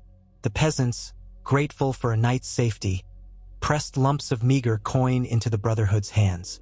Barrick tried to refuse, but they insisted, wanting to compensate in some way for the bread and stew. Robb observed, heart heavy. Even in dire poverty, these commoners clung to dignity. The day passed in cautious routine. Scouts went out, fires were kept small, and the refugees set off southward with directions from the outlaws. Robb spent time caring for his wound, ensuring the bandages stayed clean. The huntsman replaced the salve with a fresh poultice. Your side heals, your grace, he said quietly, working with careful hands. But these scars will linger. The bolt nearly took your life. Robb forced a tight smile. It'll serve as a reminder of Frey hospitality. He let out a faint sigh. Thank you for your skill. We'd have lost many more were it not for your knowledge. The huntsman gave a slight nod, accepting the praise. He was not one for words, but his loyalty was evident in every thoughtful action. As the group faced the approach of autumn's end, the nights grew longer, and the wind carried an edge of ice from the north. Hard frosts dusted the ground at dawn. More refugees found their way to the Brotherhood's domain, some of them battered remnants of Riverlander families who had once sworn to House Tully. Caitlin tried not to appear too eager whenever a traveler mentioned Riverrun. She asked after her brother Edmure Tully or her uncle the Blackfish. Most had no knowledge. Some said Riverrun was under siege. Others claimed the castle had fallen. Rumors contradicted each other. No one knew for certain who lived or who had been taken prisoner. A month passed in this grim holding pattern. Robb found himself riding with small squads of outlaws, ambushing a Frey patrol here, sabotaging a Lannister supply wagon there, always melting away before larger forces could respond. Through these guerrilla tactics, they helped scattered villages endure. Robb discovered a fierce satisfaction in these skirmishes. He was still fighting, still commanding men, still giving the Lannisters and Freys cause to fear the wolf's bite. Each success stoked the rumors of a mysterious wolf king haunting the Riverlands. One crisp afternoon, the Brotherhood scouts reported an unusual gathering near Oldstones, a ruined castle that perched atop a lonely hill beside the Blue Fork. The place was half-forgotten, seldom patrolled. Word came that a band of northern men had been spotted in the vicinity, flying no banners but speaking in quiet voices about finding a lost king. This rumor both alarmed and intrigued Robb. He decided to investigate personally, accompanied by Garth, Edric, Caitlin, and a handful of outlaws. If these truly were Northmen searching for him, it could be a dangerous sign. If it was a trap, they needed to be prepared. They rode under cover of twilight, crossing meandering streams and skirting crumbling farm roads. Gray wind ranged ahead. Despite the lengthening nights and the chill in the air, Robb felt a prickling sense of anticipation. Perhaps these men had come from White Harbor or from the mountain clans. Perhaps they were the first reinforcements of a new northern resistance. Or it could be a ruse crafted by Roose Bolton or Walder Frey. He could not dismiss the possibility. They reached the ruins of Oldstones as the moon rose high. The old castle had once been the seat of House Mud, in the days before the Trident's many conquests. Now only fragments of walls and towers remained, laced by weeds. The courtyard was choked with rubble. Ancient crows roost in the high crannies, cawing softly at night's intrusion. Robb dismounted and signaled for silence. Garth and Edric fanned out, crossbows at the ready. Gray wind sniffed the air, tail swishing with quiet excitement. Caitlin stood by Robb's side, her breath visible in the cold. They heard low voices coming from deeper within the ruins, accompanied by the glow of a sheltered fire. They crept closer, boots careful on broken stones. At last, through a gap in the remnants of an archway, they spotted perhaps 8 or 9 men clustered around a small fire. Their clothing was travel-stained, though better maintained than that of common brigands. A few wore partial mail undercloaks. By the flicker of the flames, Robb glimpsed a sigil on one man's surcoat, the mailed fist of House Glover. Another bore the sunburst of House Karstark, but that was half-torn and muddied. It made Robb's stomach tighten. House Karstark had been in turmoil since Rickard Karstark's execution. Even so, some loyal men might remain who had not sworn themselves to vengeance or betrayal. The presence of a Glover sign was promising. House Glover had always been staunchly loyal to House Stark. Robb motioned his companions to stay hidden while he took a careful step forward, gray wind at his side. He raised his voice, cool but carrying. "Who goes there? In the ruins of Oldstones, on this cold night?" The men at the fire sprang up, half drawing steel. One nearly tipped the cooking pot, cursing. Then the one wearing the Glover badge peered into the darkness. "Who's asking?" he demanded. Robb stepped partly into the firelight, hood still drawn, letting them see only the shape of him and the unmistakable silhouette of the dire wolf. "A friend to the north. You bear the sigils of loyal houses. Are you truly who you seem?" He kept his tone low, but the directness in it was clear. The men exchanged glances, uncertain. Then the Glover man spoke carefully. "We lost our lord, Robert Glover, who was last known to be fighting in the south. We've heard rumors, whispers that the king in the north still draws breath, despite what the Freys claim. We've been seeking any sign of him. If you be foes, then let's have this done quickly. We're not turncloaks or kneelers to House Bolton." Robb felt a surge of emotion. He stepped fully into the light and pulled back his hood. "Look at me. Do you know my face?" Gray wind growled softly beside him, ears pricked. A hush fell over the camp. Several of the men stared wide-eyed. One dropped to a knee, though others seemed too stunned to move. The Glover man's voice shook as he whispered, "My king! So it's true. You live." Gray wind patted forward, sniffing at them in turn, tail sweeping low but not bristling. Robb's voice resonated through the ruins. I live." The phrase lied, no surprise there. He beckoned, and his hidden companions emerged from the darkness. Caitlin was among them, her hood pushed back, the tully auburn of her hair showing faintly in the moonlight. "This is my mother, Lady Caitlin Stark, also spared by fortune. If you are loyal to House Stark, you'll find no enemies here." The men were speechless for a moment. Then the Glover man knelt, as did those with him. Some pressed fists to their hearts. One or two were blinking tears of relief. The Glover man spoke up, voice tight with emotion. "I am Gavin Glover, cousin to Galbart and Robert Glover. We have roamed for weeks, hearing only rumors that you were dead. But some insisted you had escaped the twins. We had to see for ourselves. My lord, my king, Winterfell is lost, but we remain your men. Robb bid them rise. If you truly wish to serve me, then I welcome you. But I have no castle to seat you, no wealth to pay you, and no host to march at your backs. We live as outlaws among the trees.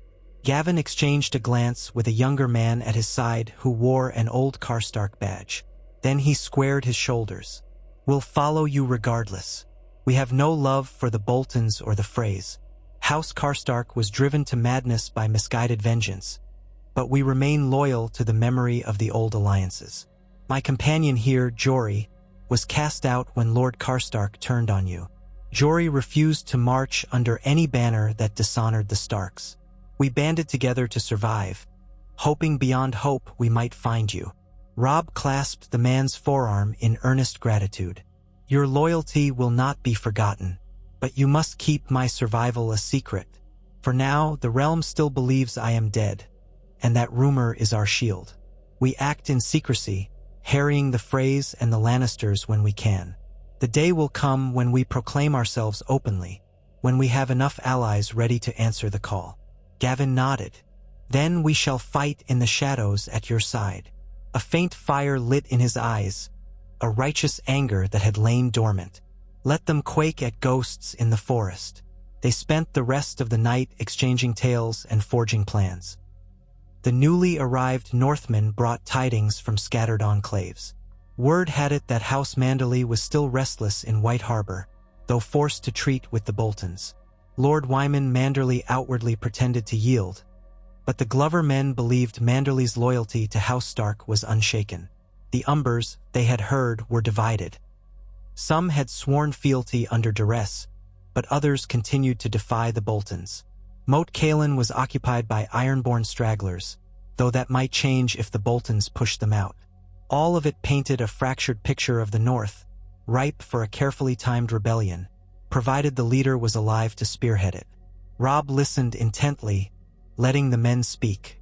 Caitlin interjected at times, gauging the nuance of alliances. Finally, as dawn's light began to creep through the gaps in Oldstone's broken walls, they decided that Gavin and his companions would accompany Robb back to the Brotherhood's camp. Once integrated into that hidden network, they could coordinate further. So they carefully doused the fire and set out, traveling by forest paths. This new influx of loyal men infused the entire outlaw camp with fresh resolve. Though the Brotherhood without banners was not wholly northern, many among them felt a kinship with these rugged warriors who had braved so many hardships. Over the following weeks, Beric and Thuras welcomed the men to train and scout with the rest. Small as the reinforcement was, barely enough to form a single raiding party, it suggested that rumors of Robb's survival were spreading. Others might yet find their way south to join him. Caitlin, watching the camp swell, felt a mixture of hope and dread. Hope because every man who came reaffirmed the Starks were not forgotten. Dread because the more men who knew of Robb's presence, the greater the chance a spy or turncloak might slip among them. She counseled caution at every turn, and Robb took her words to heart. Anyone who joined was questioned thoroughly. They took pains to keep their base of operations mobile, moving from one hidden ravine or forest hollow to another every few weeks. It was a hard life, but necessary to avoid detection. Winter edged closer, creeping into their bones with each passing day. Frost dusted the ground most mornings. The leaves had gone red and gold, then fell in sodden drifts.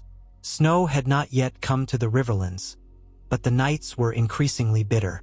Beric and his men had endured winters in these forests before, but never while harboring so many. With outlaws, refugees, loyal Northmen, and battered remnants of other riverland houses, they now had over 100 souls in the camp. Hunting grew difficult, and though they raided a few supply convoys, it was never enough to fill so many bellies. Hunger became a constant companion. The watery sun of a late autumn day found Robb in a makeshift sparring ring, drilling sword forms with Garth, Edric, and 2 others from the new arrivals. His breath smoked in the cool air. Gray wind lounged nearby, chin on paws, eyes following Robb's every movement. The ring was a small clearing, ringed by pine and oak, the ground covered in layers of shed needles. Despite the cold, sweat trickled down Robb's brow. He and his sparring partners moved through thrusts, parries, and shield work. He was determined to stay sharp, to keep his men disciplined and remind them they served a king who could still wield a blade. They paused to catch their breath. Garth wiped an arm across his forehead. "You're faster than before, Your Grace. Maybe the wound forced you to adapt." Robb nodded, panting. "It's still stiff if I twist a certain way, but I can't let it slow me." He tilted his head. "Let's go again. You, Edric, come at me from the side." They resumed, practice swords clacking. Around them, a few onlookers watched with quiet appreciation, waiting their turn. The ring was one of the few places where men could cling to a semblance of normal soldierly life. Now and then, a moment of friendly laughter arose when someone tripped over a root or missed a block. For a short time, the horrors of war receded beneath the focus of training. Suddenly, a shout echoed from beyond the clearing. Robb lowered his wooden blade, heart jolting. The watchers turned to see a sentry running toward them, face flushed. "Your Grace, Lord Beric bids you come. A messenger from White Harbor has arrived with news. Urgent news." Robb tossed his practice sword to the ground and snatched up his cloak. "Lead on," he said, heart pounding with a mixture of excitement and apprehension. Gray Wind sprang to his feet, tail swaying, as if sensing the tension. They wound through the trees until they reached the main portion of the encampment, where a cluster of tents formed a loose ring around a larger, open space. Beric stood near the center, arms folded. Beside him, Thuras watched quietly. Gathered before them was a man dressed in travel-stained finery, a white merman badge pinned to his cloak. His face was sunburnt and he wore a deter, mind if weary expression. Robb approached, accompanied by Garth and the others. "You come from Lord Wyman Manderley?" he asked, voice urgent. The messenger bowed low. "I do, Your Grace. He sent me south in secret, commanding I find proof of your survival, or, if it be false, to confirm your death once and for all. I risked much to come here." Robb laid a hand on the man's shoulder. "Your courage does you credit. I am indeed Robb Stark. Tell me the tidings from White Harbor." A flicker of relief crossed the messenger's features. "Your Grace, Lord Wyman is forced to keep the peace with the Boltons. The Freys and Lannisters watch his every move, but he remains loyal in his heart to House Stark. He begs you to send word if you plan to raise your banners again. White Harbor stands ready. Lord Wyman works in cunning ways, fooling the Boltons into thinking he's grown complacent. In truth, he's gathering coin, ships, and swords as quietly as he can. Some houses in the north remain uncertain or cowed, but if they believed you truly live and stand prepared to retake Winterfell, they would rally in time." Robb's pulse quickened. This was more than he had dared hope. Wyman Manderley was one of the North's most powerful lords, controlling the North's only major port. His support would be crucial in any attempt to reclaim their homeland. "Tell me more," Robb pressed. "How can we contact him?" The messenger produced a small slip of parchment carefully sealed. "He gave me this to put in your hand alone. It details how to reach him, codes, safe routes, names of traitors loyal to him. He asks that you reply by the same route, with instructions for how he might best aid you. He also confides that rumors swirl about Stannis Baratheon at the Wall. Some say the Night's Watch has crowned him or that he has come to fight the wildlings. The war is fracturing on every side." Robb nodded, taking the parchment and tucking it into his belt. "I'll read this in private. For now, my thanks. You've done a great service for your lord and for me." The man bowed again, but weariness lined his brow.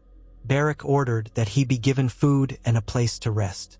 Robb exchanged a quick look with Catelyn, who had arrived during the messenger's report. Her eyes shone with cautious hope. "This is it," she said softly. "We needed a sign from the north." He exhaled. "Yes, but we must move carefully. If the Boltons or Freys catch wind of Manderley's true intentions, White Harbor will suffer dearly." Beric nodded in agreement. We can safeguard the messenger's return, if that's your will. Robb ran a hand through his hair, thinking quickly. Yes, but first I must craft a reply. We need White Harbor's help, that much is certain. And if other northern lords suspect the truth, we might soon have more than a handful of loyal men at our side. A faint, sardonic smile ghosted across his lips. We might even slip a rumor that I've aligned with Stannis, to sow confusion. Let the Boltons wonder if I've sought the Baratheon alliance. The more uncertain they are, the more time we have. That evening, beneath a moonless sky, Robb conferred with his mother, Beric, and Thuras around a dim lantern. The parchment from Lord Wyman Manderley was carefully unsealed. Inside, written in careful script, were names of merchants, codes for letters, instructions on how to present oneself in White Harbor's port without drawing suspicion. Lord Wyman promised that when the time came, he could dispatch a portion of White Harbor's militia by sea to any point along the northern coasts. If Robb managed to retake even a single stronghold in the north, Manderley could reinforce it from the sea, bypassing the Bolton-held interior roads. Robb traced a finger along the edges of the parchment. Moat Cailin is strategic, but the Ironborn still lurk there, and the Boltons might move on it soon. White Harbor itself is far from the neck. Winterfell is in ruins, last I knew. The Dread Fort belongs to the Boltons. Torrens Square might be an option if we had help from the Glovers, but I've no certain word on the castle's status. Beric pointed at a section of the parchment. He mentions that the Riswells and Dustons are sitting near Barrowton, allied by marriage to the Boltons. They'd be trouble for any approach from the west. The Umbers are divided, as your new men said. It's a tangled web. Caitlin cleared her throat. We cannot simply ride north and expect the gates to open. We need a cunning approach. Perhaps if we strike in concert with Manderley's ships, we can seize a strategic location by sudden force. Robb mulled this over. A sudden blow from multiple directions might indeed catch the Boltons off guard, but that requires perfect timing and secrecy. He glanced at Thuras. And we're still pinned here in the Riverlands, not to mention the Freys who hold the crossing at the Twins. We have to slip around or smash through. Both are daunting. Thuras's tone was thoughtful. Winter may be your ally in this. Travel grows harsh in the cold months. Rivers freeze or become treacherous. The Boltons might not suspect a winter campaign, and the Freys might be less vigilant if they believe no army can move in the snows. If your men are prepared to endure hardship, you might attempt a crossing on the ice or a route through the next swamps that an army ordinarily could not take. The Crannogmen are said to know hidden ways. At the mention of Crannogmen, Robb's thoughts flickered to Howland Reed, a loyal vassal of House Stark and friend to his father. If we can contact Howland Reed, he might guide us north through the swamp paths, bypassing Moat Cailin entirely. Yes, Caitlin breathed. That's exactly the sort of cunning we need.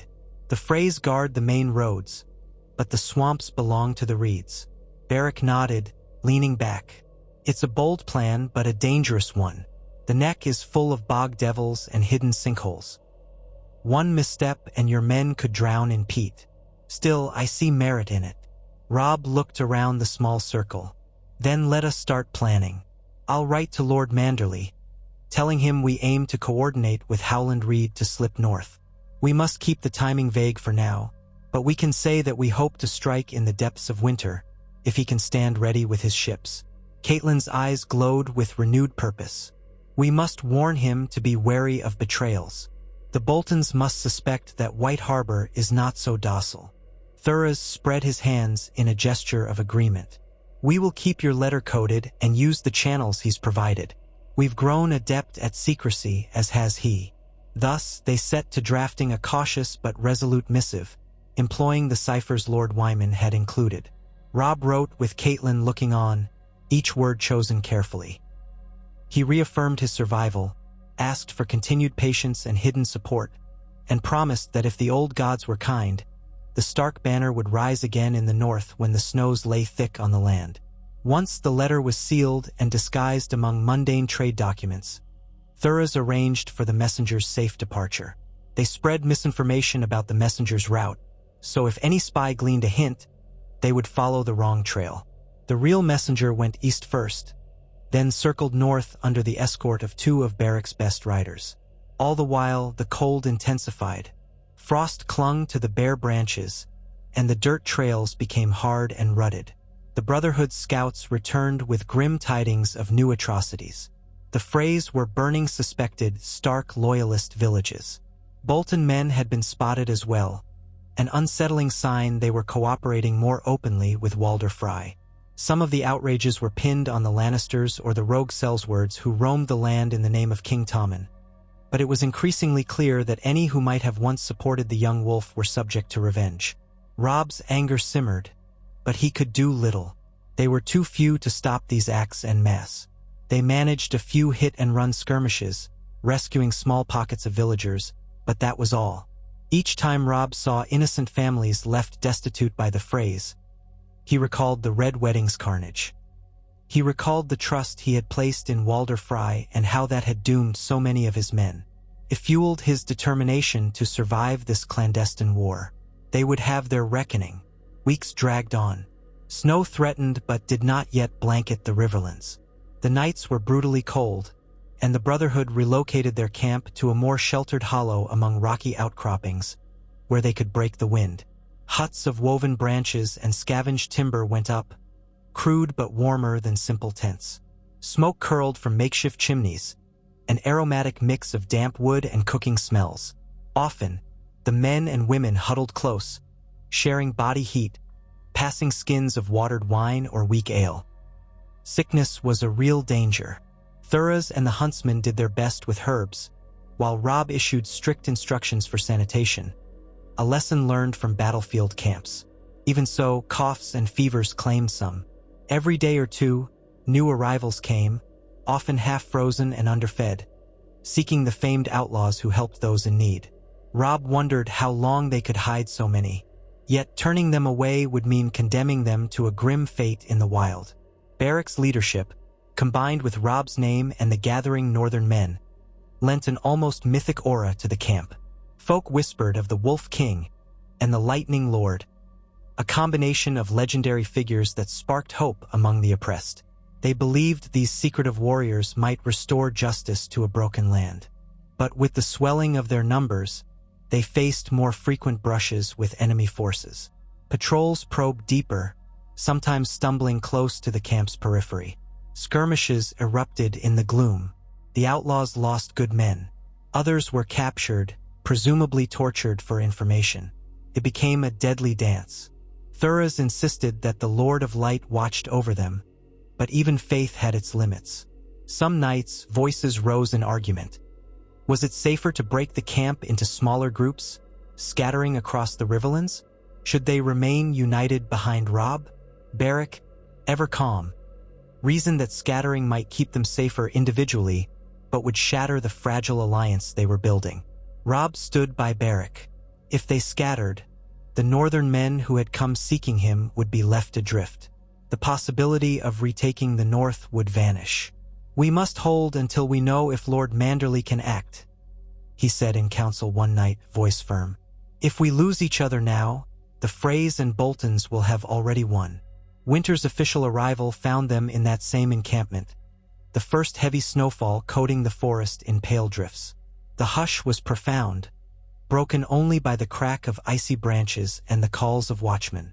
Under the moonlight, the snow seemed to glow, revealing footprints and the silhouette of wolves crossing a ridge. Robb felt a peculiar sense of dread and wonder at the same time. He was a child of the north, and though the cold stung, it reminded him of home. He prayed to the old gods beneath the weirwoods of his memory, beseeching them to guide him when the moment came to reclaim Winterfell. It was during a lull in the snowfall, just before the turn of the year, that a messenger returned, one of the 2 who had escorted the White Harbor envoy. He arrived alone, haggard and wounded, supported by a comrade who'd met him partway. Robb rushed to his side as he stumbled into camp. At once, the camp's few medics tended to the man's injuries. He had an arrow lodged in his shoulder, the fletching ragged and smeared with blood. Between gasps of pain, the messenger pressed a pouch into Robb's hand. "We were ambushed," near the upper trident. Fry men or perhaps Bolton. I can't say. I took this from the envoy's body. He died, but insisted I deliver it. Lord Manderley's reply. It's in there. Sickened by the loss, Robb cradled the pouch. He gave his life for this letter. 7 hells, I'm sorry.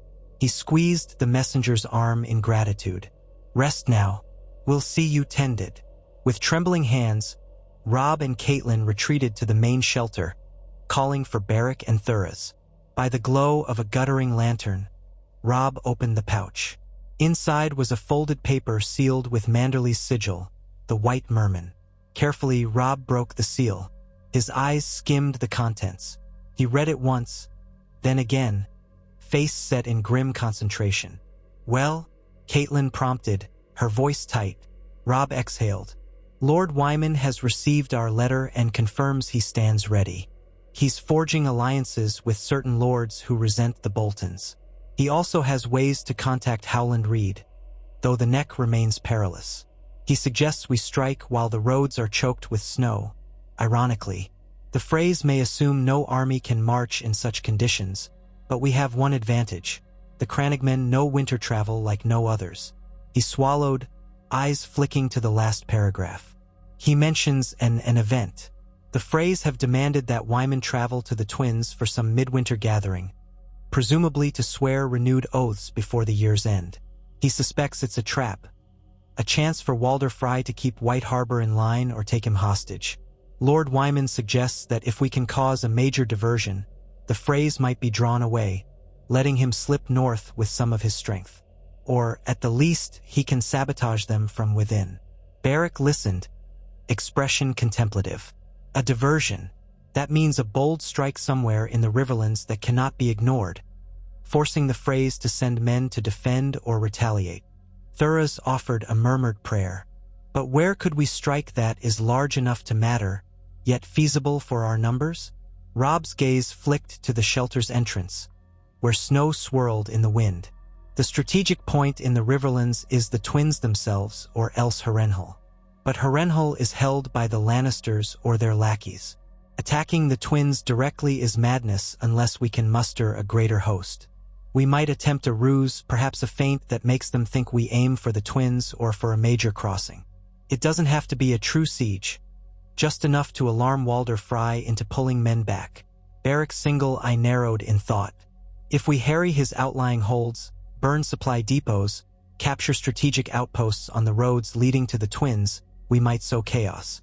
Word that the ghost of the young wolf is leading attacks could cause panic, especially if we strike in multiple places simultaneously.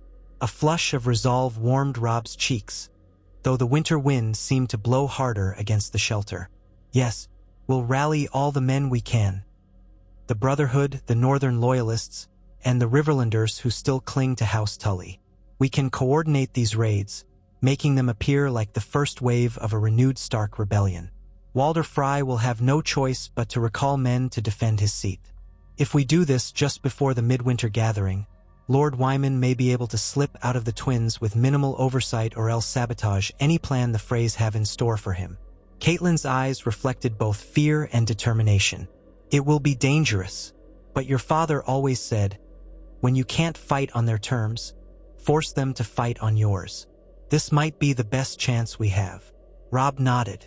We have nothing else. The longer we wait, the more the Boltons and Freys tighten their grip on the north. If we fail to act, House Stark might indeed fade into history. In the days that followed, they prepared meticulously for the series of raids. Scouts mapped out enemy supply lines.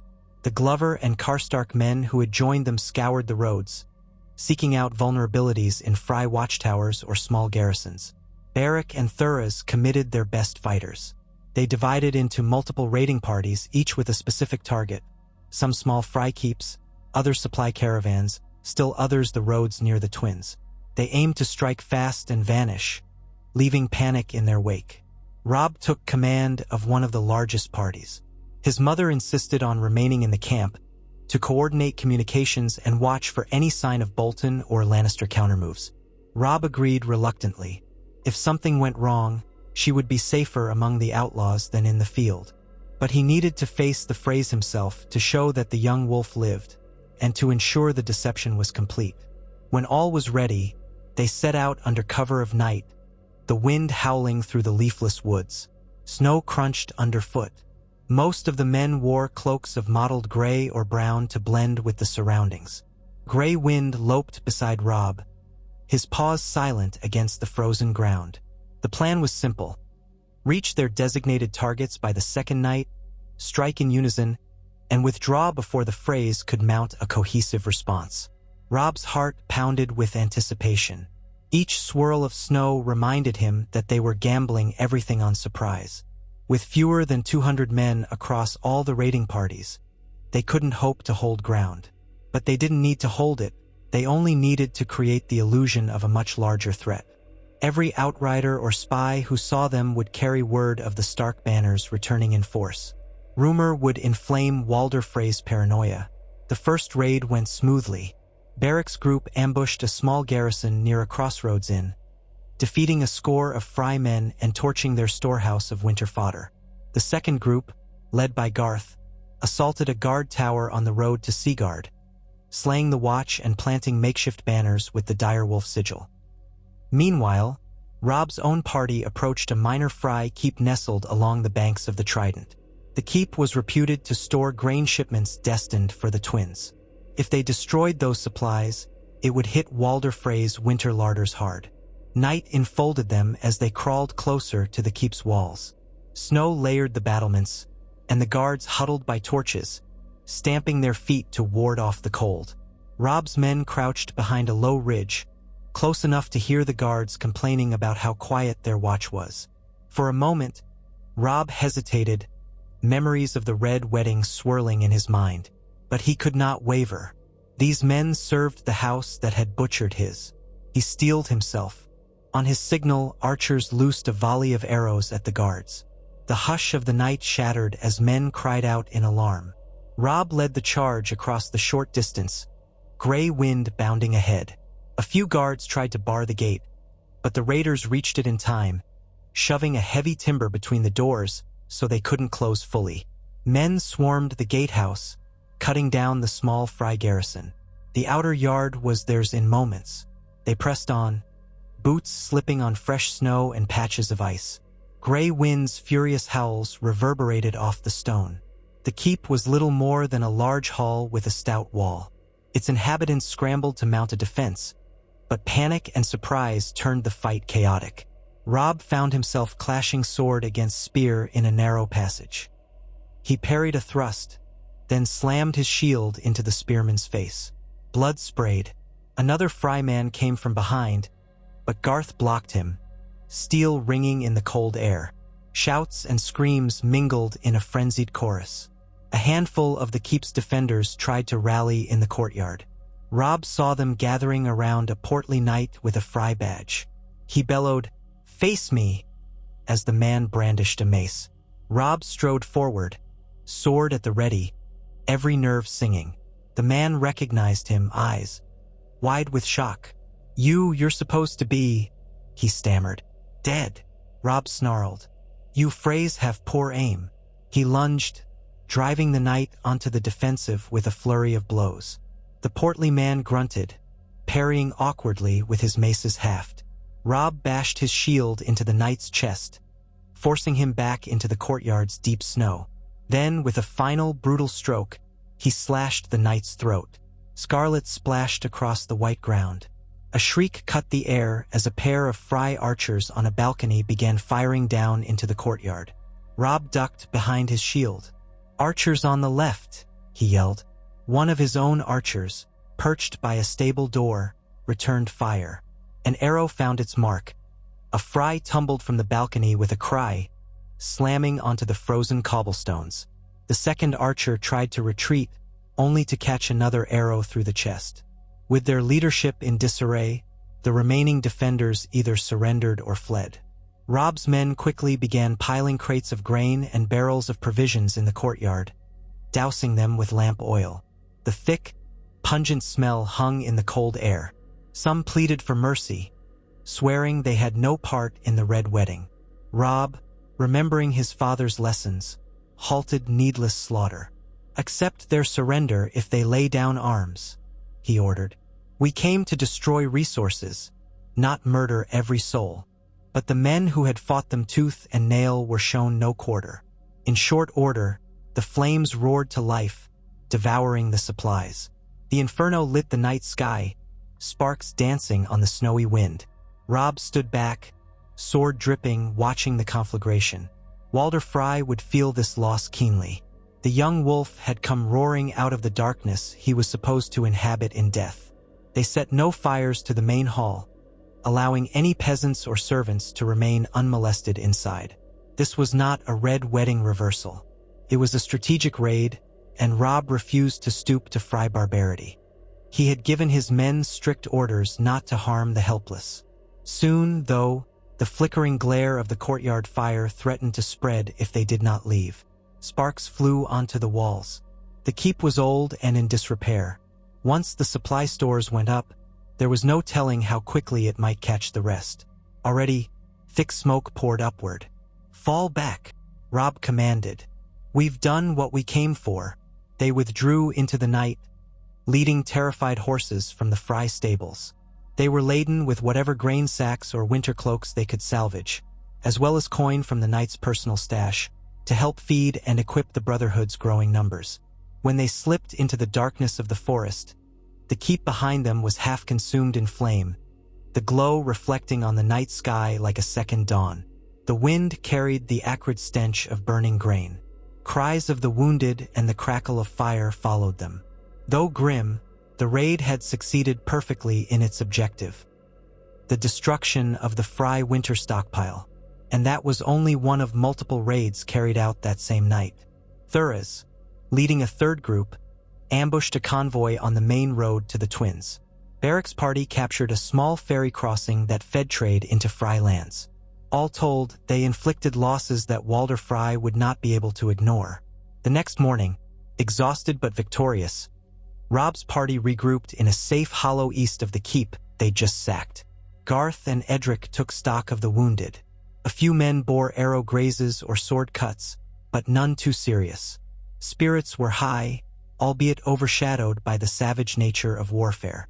Still, the men recognized that each blow struck was a step toward proving the North's resilience and forcing Frye overreaction. From a ridge, they could still see the distant pall of black smoke rising where the keep had been. "We should return to the main camp in a few days," Robb said to Garth. "After we ensure Frye outriders aren't trailing us." Garth agreed, wiping soot from his cheeks. "Rumor of your presence here will spread fast. That knight recognized you." Robb nodded. "I wanted him to. We need them to believe the ghost of the young wolf is more than rumor." By the time they arrived back at the Brotherhood's encampment, other raiding parties had also returned, bearing similar tales of destroyed storehouses, captured arms, and a surge of panicked Frye reactions. Barrack recounted how his group had left a trail of burned watchposts, each one marked with stark sigils scrawled in ash. "There's no hiding it," Barrack said. "By now, Walder Frye must be summoning every sworn sword to hold the Twins. This will buy Lord Wyman his opening." Robb felt a fierce satisfaction, but it was tempered by caution. "We must watch for reprisals. The Freys might lash out at villages. Keep our watchers posted. We cannot protect every hamlet, but we'll do what we can." Sure enough, over the next few days, scouts reported heavy Frye troop movements converging on the Twins. The roads bustled with men-at-arms, supply wagons, and outriders carrying urgent orders. The fortress that had once lulled in complacency now bristled with armed presence. Even rumors of reinforcements from House Bolton circulated. Robb suspected the enemy believed an all-out northern host was marching. Let them think that. His main concern was to see if Lord Wyman managed to slip out during the confusion. Only time would tell. Meanwhile, the Brotherhood's camp bustled with activity. The raids had yielded supplies for the winter, including fresh horses and captured wagons. Also, some newly freed captives, peasants pressed into Frye service, had joined them. Among the spoils were a handful of arms suitable for equipping the more poorly armed recruits. Caitlin marveled at how quickly their hidden band was evolving. Not long ago, they were a ragtag group of outlaws. Now they were something akin to a guerrilla army, with Robb at its head. As the days passed, the midwinter feast at the twins drew near. A tense hush settled over the region. The Freys had pulled back many men to secure their seat, but that made them defensive, possibly suspicious of every guest. Beric heard from one of his spies that Walder Frey was in a foul mood, constantly raging about the upstart northern rebellion that threatened his rightful spoils. Robb couldn't help a bitter laugh at that. Walder Frey's rightful spoils were built on treachery. On a frigid evening, word came from a coated courier who arrived on a half-dead horse. He bore a message from Lord Wyman Manderley himself. Within Beric's tent, Robb and his mother huddled over a small brazier, reading the letter by flickering lamplight. Wyman's words were triumphant. He had visited the twins for that midwinter gathering, played the role of fearful supplicant, and learned that Walder Frey was fixated on the rumored uprising. The old lord had demanded more men, more taxes, to fight the Stark rebels. In the midst of that posturing, Wyman had quietly arranged for a contingent of his knights to slip out under the guise of escorting supplies home. In truth, they had traveled north, presumably to muster at White Harbor or hide in the forests near the Neck. "This is excellent news," Robb murmured, voice hushed with excitement. "The Freys are looking south, paranoid that I'll appear with an army on their doorstep." Meanwhile, Wyman moves men north. Caitlin pressed a hand to her lips. If enough Northmen gather discreetly, by the time the Freys realize the threat is above them rather than below, it may be too late. Beric exhaled, relief visible on his face. So the plan works for now. Walder Frey is so busy fortifying his seat, he's not watching the Neck as closely. Winter does the rest. The roads are all but impassable with the snows we've had these last weeks. You could march a small army across the White Knife or through the swamps without them ever knowing. Robb met his mother's gaze. "We'll keep building, keep training. Then, when the time is right, we'll slip north. I'll seek out Howland Reed in the swamps, gather more men, and perhaps join forces with Lord Wyman. From there, we can begin retaking the north." Caitlin's eyes shone with tears she refused to shed. "Your father would be proud. We do this carefully, Robb. We cannot afford a second red wedding." He nodded solemnly. "No, we'll trust no false oaths from those who betrayed us once." They embraced, a rare moment of closeness in the cold gloom of the camp. Outside, the wind keened among the bare branches, and distant wolves howled. Robb knew they stood at the edge of a long and treacherous road. But for the first time since that night of horror at the twins, he felt not just the fire of vengeance, but the promise of genuine renewal. The North remembered, and the North was stirring, if only in small, secret ways. The winter nights that followed were fierce. Snow piled high, and men cursed as they trudged through drifts to gather firewood. Food was rationed strictly, though the supplies seized in the raids staved off starvation. Robb's wound still ached in the cold, but he pressed on, training and planning, forging a new fellowship of outlaws and loyalists under the Stark banner. Now and then, they received word of other northern houses rumored to be stirring in secret. Perhaps the Umbers would join them, or the remnants of House Serwyn or House Tallheart. Possibilities flickered like distant stars in a black sky. As winter's grip tightened, new scouts ventured north to test the route into the Neck, using the coded instructions from Lord Manderley. Their mission, to locate Howland Reed or his people, and to confirm a safe path for Robb's eventual crossing. Garth and Edric both volunteered, taking a handful of men with them. They pledged to return with news by the new moon. Robb felt a pang of worry for their safety, for the swamp was treacherous even in fair weather, but they were cunning and capable scouts. So the hidden war churned on in the Riverlands while, beyond the horizon, an entire kingdom lay in the uneasy calm of winter. The Freys still trumpeted their victory over the young wolf. The Lannisters sat the Iron Throne, with King Tommen's rule overshadowed by his mother and the Tyrell alliance. Roose Bolton wore the mantle of Warden of the North, but cracks had formed beneath his rule, lines of quiet rebellion. If rumor was to be believed, The Watch in the far north had faced a wildling invasion, aided by Stannis Baratheon, though how that conflict ended remained unclear. The world felt on the brink of larger changes, a swirl of shifting alliances and rumored horrors stirring beyond the Wall. Against that vast tapestry of uncertainty, Robb Stark's survival remained a hidden ember. But an ember, carefully nurtured, could ignite a flame.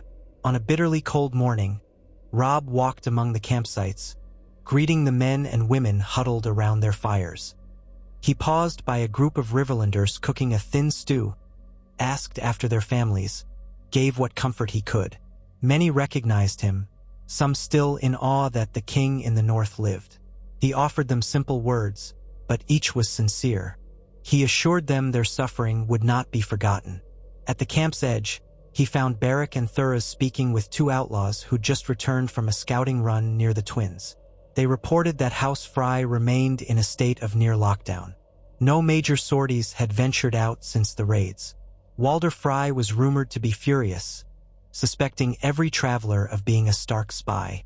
It seemed their ruse had worked. After the outlaws moved on, Robb turned to Beric. "We'll keep striking small targets if we can, but I don't want to risk losing men unnecessarily. The Freys will be expecting further attacks." Beric agreed. "We might let them stew in their own fear. If we can keep them pinned while you make your move north, that will be enough." Robb thought of Garth and Edric, hoping they would bring word soon. "Yes," he said. "Every day we hold them here is a day for the North to gather in our name." A faint half-smile curved Beric's lips. "You've come a long way, Robb Stark, from the wounded boy who arrived at our camp months ago. The war has tempered you." Robb studied the drift of smoke rising from a nearby fire. "I was a boy when I started this war, thinking battles were about glory. Now I'm something else. Whatever I've become, I must see it through." Beric clasped his shoulder. "We all must, though I suspect our part is only beginning." That night, a hush lay over the camp, broken occasionally by the moan of wind through the ravine. Robb dozed fitfully, haunted by half-formed dreams of wolves prowling through snow-laden forests. When he woke, Grey Wind was there, amber eyes gleaming in the dim light of the tent. The dire wolf gave a soft, almost comforting growl. Robb reached out to ruffle the thick fur behind Grey Wind's ears. A voice drifted to him from memory. His father's voice, an echo of a time long past. "Winter is coming," it said. He recognized the words, but now they meant far more than mere seasonal change. Winter was the context in which all of their struggles would play out. He had to be as unyielding as the cold itself. Morning dawned white and silent, fresh snowfall blanketing the ragged tents and hastily built huts. Robb donned his cloak and stepped outside, cold air biting his cheeks. Caitlin was already up, carefully brushing snow off a crate of supplies. She looked at him, a question in her eyes. "Any news?" He shook his head, scanning the frosty horizon. "None yet, but we'll have watchers posted. If Garth and Edric are on schedule, they should return before this snow grows worse." She nodded. "Breakfast." She gestured to a small fire where some stew simmered. "It may not be hearty, but it's warm." He smiled, a weary but genuine expression, and followed her. Around the camp, men rose to greet the day, stamping their feet for warmth, adjusting cloaks stiff with ice. Smoke curled from cooking fires, and the scent of boiled onions drifted through the bracing air. Conversations began, subdued but steady, forging the fragile bonds that kept morale from fracturing. It was early afternoon when a sentry's call echoed through the camp, carrying over the muffled hush of falling snow. Robb, who had been mending tack for a horse, jolted upright. He hurried to the perimeter, heart thudding with expectation. A small shape emerged from between snow-laden pines, one man leading 3 horses, all exhausted. Behind him, another figure limped. It was Garth and Edric, returned at last from the swamps. The sight of them, battered but alive, made Robb's pulse quicken. He hurried forward as they stumbled into camp, frost caked in their beards and brows. "You've made it back," Robb called, relief clear in his tone. "Come, get warm. We have stew and fires." "What news of the neck?" Garth turned, his face gaunt with fatigue, but a light shone in his eyes. "We found them, your grace," he rasped. "Howland Reed's folk. They guard their secrets well, but we convinced them. They know you live. Reed himself waits in the depths of the swamps, prepared to aid you when you come. He says they can guide you safely around Moat Cailin, no matter how many men Bolton posts there." Robb felt a flood of elation. He gripped Garth by the arms, ignoring the melting snow that dripped from the man's cloak. That's everything we hoped. Did you speak with Lord Reed personally?" Edric let out a ragged cough, leaning heavily on the third horse. We did. He's a wary man, but loyal to House Stark. He told us that winter gives you the advantage, ice and swamplands that your enemies won't dare cross. He bids you come soon, before the end of the season, if you mean to retake the north. Garth pressed on, voice trembling with cold and excitement. He has Cranagman scouts positioned throughout the neck, watching Bolton and Fry movements. We can slip through if we time it right, but the crossing will be grueling. He suggests you bring only your best fighters. A large party might draw too much attention. Robb nodded, mind already spinning with possibilities. "We can gather those loyal northern men who found us here, plus a contingent from the Brotherhood to secure our southern flank. The rest remain behind, continuing to harass the Freys." He glanced at Caitlin, who stood nearby, her eyes shining. "Mother, once I go north, you'll be safer here or possibly heading for the Vale. But I would be glad of your counsel if you choose to come." She stepped forward, voice firm. "We have come this far together. I will not abandon you on the brink of reclaiming Winterfell. If the swamps are so perilous that a woman slows you, so be it. But I'm no southern lady who faints at discomfort. I lost my home, my children. If I can stand beside you as you reclaim your birthright, I will." An ache of gratitude swelled in him. "Then you'll come. I only worry for your safety." She laid a hand on his shoulder. "I survived the Red Wedding. I can survive a swamp." Garth and Edric were led away to warm themselves by a fire. Beric arrived, drawn by the commotion. When he heard the news, his expression was a mix of congratulations and regret. "I wish I could ride with you," he said to Robb. "But the Brotherhood's place is here, continuing the fight in the Riverlands. We've established a network. If we were to uproot all at once, the Freys might realize the game and dispatch men north. We'll keep them pinned down." Robb clasped Beric's arm. "Your help has been immeasurable. Without the Brotherhood, I wouldn't have survived this long, let alone built a chance to retake my kingdom. This is your fight as well. One day, I hope to repay you." Beric's single eye glimmered. "Do that by bringing justice to House Bolton and the Freys. The Riverlands and the North share their enemy. If your success in the North wrenches Bolton from power, the Freys will lose their greatest ally. We'll all benefit." Robb nodded, solemn. "You have my word. I will not rest until the men who betrayed us face their reckoning." That night, the entire camp buzzed with the news. Robb spent hours in conversation with Thuras, Caitlin, and the key northern men, Gavin Glover, Jory Karstark, and a few others who had joined their cause. They laid out a plan. Once the worst of the new snow squall ended, Robb would take a select force, perhaps 50 or 60 men plus Caitlin, north into the neck. Along the way, they might gather more recruits from scattered loyalists. Howland Reed would guide them around Moat Cailin and into the north. Lord Wyman Manderley, presumably, would be preparing from White Harbor. Their aim, to link up somewhere near the White Knife or even in the bogs themselves, then push on Winterfell or another strategic seat. The timeline would be tight and fraught with risk, but the confusion and difficulties of winter travel would act as their cloak. Beric would remain in the Riverlands with the bulk of the Brotherhood, continuing raids that forced the Freys and their Bolton allies to keep resources pinned south. Meanwhile, small contingents of northern men who could not face the swamps or who had other reasons to stay behind would form new cells of resistance. Robb insisted that they remain vigilant. For the moment he declared open war by appearing in the north, the Freys would lash out in the Riverlands to retaliate. They had to be prepared to protect the innocent, or at least mitigate the damage. War was never gentle, but Robb sought to avoid repeating the kind of savagery that had shattered his cause in the first place. At dawn, under swirling flakes of snow, the column began to form. 50 men on horseback, some leading pack horses laden with supplies. A few carried crude but workable lances, though swords, axes, and bows formed the main arsenal. Caitlin rode near Robb, her cloak drawn close, face set with determination. Gray wind padded alongside the line of horses, weaving in and out with silent grace. More than one man murmured about the omen of a dire wolf leading them north, as if the old gods themselves had sanctioned this journey. Robb gazed out over the assembled band. These were the loyal, the desperate, and the brave. Some carried the memory of the Red Wedding as a personal wound. Others had seen their lands burned or their families threatened by the Boltons and Freys. All now looked to Robb with a mixture of awe and hope. He refused to let them down. Beric, Thuras, and a number of others stood to see them off. Hands clasped in farewell, fervent wishes for luck exchanged.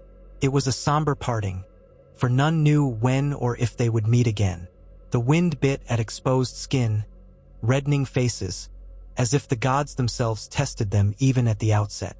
Robb mounted his horse, the chill leather creaking beneath him. He met Beric's gaze. "When next we meet, I hope to bring you word that Winterfell stands once again under the direwolf banner."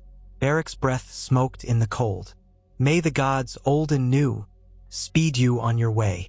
Thuras nodded, the flames of his faith gleaming in his eyes.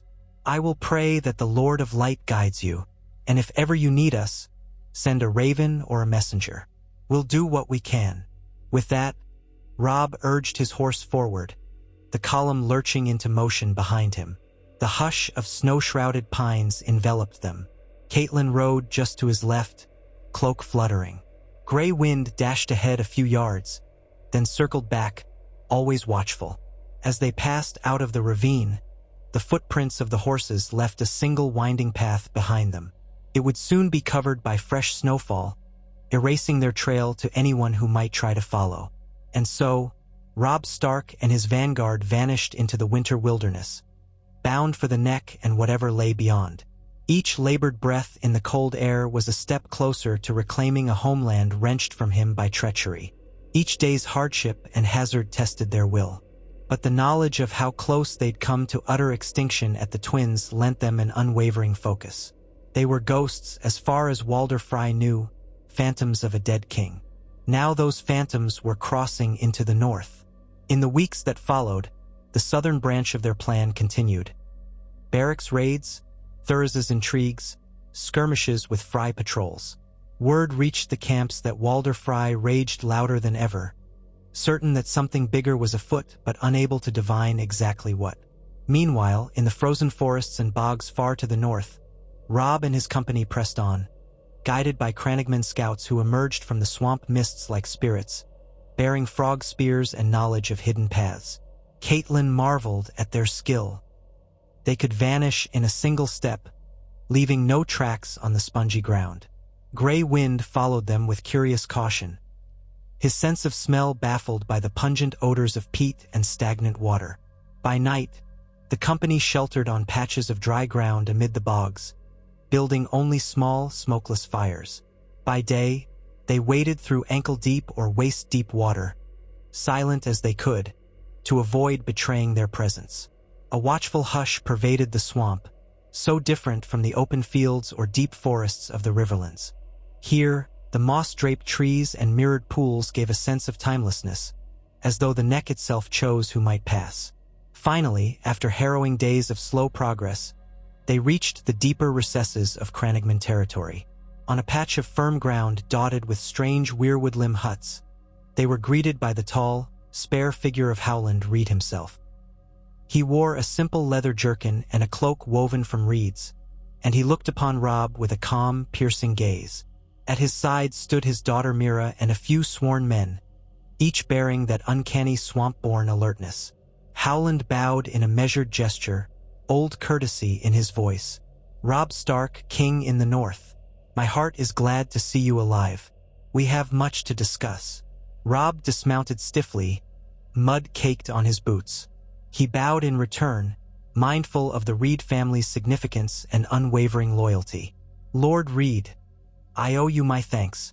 The stories of your father's friendship with mine are known to me. Your guidance might well save us all." Howland nodded. "Eddard Stark was my truest friend. I would not stand by while his son lost all he had. The neck is yours to cross. We will lead you wherever you wish to go in the north. But let us speak carefully. The swamps are listening, and so are our foes." Caitlin looked around at the huts and the watery landscape beyond. She saw no grand castle, no armies in shining armor. Yet the sense of deep-rooted knowledge here was palpable. If these people chose to stand by Robb, no cunning of the Boltons would easily match them. Thus, they began their next phase, forging an alliance with House Reed, planning how to slip deeper into the north. Letters and messages were exchanged with White Harbor by means of the Crannogmen's secret routes. Each passing day brought them closer to the dream of a restored Stark power. But behind that dream lurked all the perils of war.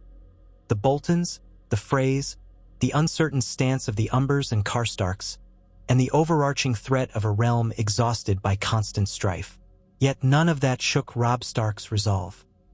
He remembered the crossing of the Green Fork in the darkness, the searing pain of the crossbow bolt, the final glimpse of Walder Frey's gloating face. Now he felt the strength of the old gods flowing through the weirwoods and the bogs. He sensed the unbreakable spirit of the North that would not bow to traitors. By escaping the Red Wedding, he had undone the Frey's fatal design.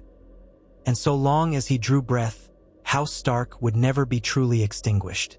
Somewhere, hidden in a cold wind, he thought he heard the voices of his father and all the ancestors who lay beneath Winterfell. Their whispers guided him. "Press on, do not falter, remember who you are." He was Robb Stark, the king in the north. Betrayal had brought him low, but not slain him. Now, through the silent swamps and the gathering hush of winter, he would rise. And when he finally stood upon the ashes of Winterfell's courtyard, he vowed it would not be as a ghost, but as the living embodiment of a legacy that refused to die. For the North remembered, and so did he. Robb Stark woke before dawn, the cold seeping through the woven reeds of Howland Reed's hut.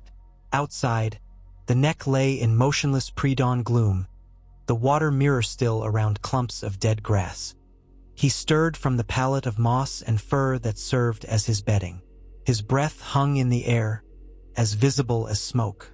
For a moment, he felt a sharp ache in his side, ghost pain from the crossbow bolt that had nearly claimed his life at the Twins. The wound had healed enough for him to travel and fight, yet in this chill it throbbed. He flexed stiff fingers and rose quietly, moving carefully so as not to disturb the others who shared the hut's single room. Caitlin, his mother, dozed in a corner beneath a coarse blanket, her hair fanning in auburn tangles. Gavin Glover and two of his men huddled nearby, silent forms in cloaks. The night before, all had supped with Howland Reed's household on a stew of fish and moss crabs, along with a thin ale that tasted faintly of peat. It was not a grand feast, but no one expected feasts out here in the swamps. Survival took precedence. All the same, the Crannogmen had welcomed them with quiet hospitality. That humility and subtlety reminded Robb of the old stories about Howland Reed, of how Lord Reed had once accompanied Eddard Stark in Robert's rebellion, saving Ned's life at the Tower of Joy. He was a man of unwavering loyalty, albeit one who rarely left his domain. Robb stepped outside onto a small walkway made of tangled reeds and timber. The next morning fog shrouded everything, turning the region into a maze of gray silhouettes and watery reflections. One could easily lose all sense of direction here. No wonder it was said that the swamps swallowed armies. The air smelled of brackish water and rotting vegetation. Gray wind, ever watchful, rose from where he'd been curled beneath a makeshift awning and padded over, his muzzle brushing Robb's leg in greeting. The hush was broken by the snap of a twig. Robb turned sharply, hand to his belt knife, then relaxed as he saw Mira Reed step into view. She wore a cloak of grays and greens, a frog spear slung across her back. She was slender and long-limbed, not much younger than Robb, with hair the color of mud at the ends. Like her father, She moved almost soundlessly through the swamp. Her brother, Jojen, was absent, gone north with another mission from what Robb had gathered. Mira gave Robb a polite nod. "Good morning, King Stark," she said softly. Her voice was as subdued as the land around them. "I was headed out to check the fish traps. I heard movement." Robb inclined his head in return. "I needed air." He glanced toward the horizon, where the first hints of dawn lightened the sky. Every day in the south, I wondered if the Neck would truly be as mysterious as the stories say. Now I see that it is. A tiny smile curved her lips. The Neck has many secrets. Most outsiders never learn them. He crouched near the edge of the walkway, letting gray wind step onto the soggy patch below for a moment's sniff. "Your father told me we should begin planning our next route deeper into the north. The Boltons hold the Dreadfort, and Moat Cailin remains a critical choke point. Even ruined as it is, any large host that tries to cross will be noticed. But with your people's help, we can slip around." "We can," Mira agreed, "though these ways are not for the unprepared. Swamp fevers and hidden sinkholes will claim careless men. My father suggests traveling in separate groups, guided by Crannogmen, so no single mishap kills everyone." Robb nodded, remembering Howland's caution from the previous night. "We'll do whatever is needed. Better to risk the swamp's perils than face the Boltons in open battle with too few swords." He straightened, noticing the swirl of old scars on the wood walkway, weathered marks from axes used to cut poles from the cypress trees. Everything about this place felt ancient, half-forgotten. For a moment, the sense of passing generations weighed on him. The knowledge that House Stark's long lineage was tied to families like the Reeds, who had sworn fealty centuries ago yet rarely ventured beyond their watery domain. Howland Reed had not come to the Red Wedding, nor had he marched with Robb's army in the south, but that was not from disloyalty, merely from the pressing demands of defending the Neck and his own reclusive traditions. He was here now, offering safe haven, and that was more than many once loyal houses had done. Mira set off to check the fish traps with fluid steps. Robb watched her vanish into the haze, footfalls never echoing. She was a silhouette fading into a colorless world of water and tall reeds. Gray wind gave a muffled huff of interest but stayed with Robb. Voices from behind drew Robb's attention.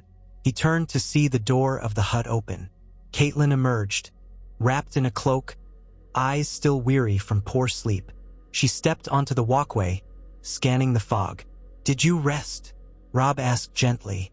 "Well enough," she replied, though her voice betrayed her lingering anxieties. "This place is quiet, but my dreams are not." He understood. In her face, he could still see the shadows left by her husband's death, the Red Wedding, the uncertain fates of her daughters, the fall of her father's house at Riverrun. Yet she drew in a breath and squared her shoulders. "Let's see if Lord Reed is awake," she said. "We have planning to do." They found Howland Reed in a low-roofed gathering space near the main huts, seated on a stool woven from branches. Candles flickered against the woven walls, revealing carved swamp motifs. He was not alone. Jory Karstark, Gavin Glover, and a few other northern men stood nearby, conferring with the Crannogman leader. When Robb and Caitlin entered, conversation paused momentarily. Gray wind patted inside, sniffing the rushes on the floor. Howland inclined his head in welcome. "King Robb, Lady Caitlin, join us." His voice had a calm authority, though it was hushed by nature. "We were discussing the route. The weather will decide much." Robb settled on a bench of bound reeds. "Have you news of Moat Cailin or the Dreadfort?" He glanced at Jory Karstark, who had scouted the edges of the swamps earlier with a few men. The Crannogman man beside Howland, an older fellow with greenish-brown face paint, spoke in a scratchy voice. "We've spied small Bolton patrols around the edges of Moat Cailin. They appear haggard and short on supplies. The Ironborn who once held the ruin are mostly gone, driven out or killed by the Boltons, but the fortress is no place for comfortable garrisoning. My folk have seen men coughing in the cold or deserting. The Boltons don't have a strong presence, but they do keep watchers there, for fear of a southern invasion." Caitlin's brow furrowed. Walder Frye must have told Roose Bolton that the so-called Stark rebels might be crossing the neck. If they hold Moat Cailin with even a token force, they'll see any large host from leagues away. Howland nodded. Precisely, and since the neck is narrow, it remains the best land crossing for armies. But we Crannogmen know other ways, flooded causeways, half-sunken trails. Large wagons or cavalry companies cannot easily pass, but smaller, lightly equipped bands can move with guidance. Such a route will be slower, more dangerous, but you can slip around Moat Cailin unseen. Robb stroked Grey Wind's fur, considering. We have, at best, around 50 or 60 in my main company. Another few guides from your folk. We can move in separate clusters, as you suggested, converging north of Moat Cailin. Then we aim for Winterfell, or do we strike somewhere else first? One of Gavin Glover's men cleared his throat. With Winterfell in ruins, might it be more prudent to seize Torrens Square or some other castle? My Lord Glover once proposed that we retake Deepwood Motte, but that's far to the northwest, near the sea. Not sure how that stands now. The Ironborn might still have a foothold in some coastal spots. Jory Karstark folded his arms. Torrens Square belongs to the House of Tallheart. If they remain true, we could rally them, but we have no certain word on their position. Meanwhile, House Bolton sits in the Dreadfort, and we know they're the real threat. Caitlin interjected, voice controlled but urgent. We should not forget White Harbor. Lord Wyman Manderley promised to gather forces and await word from us. He might send men to one of the eastern coasts if we can hold a port or a landing site. But is that wise if we must cross the neck on foot? Robb rubbed the back of his neck, the tension building. Let's speak plainly. Our goals are twofold. Rally the northern houses that resent Bolton rule, and secure a defensible stronghold from which I can make an open declaration of my return. The question is whether Winterfell, though half-ruined, still holds the symbolic power we need. If I stand in the God's Wood of Winterfell and raise the Stark banner, that might rally the entire north. But if the Boltons have stationed men there, or if the castle is truly uninhabitable, we'll be exposed. Howland listened quietly, then steepled his fingers. I will share what my scouts have learned.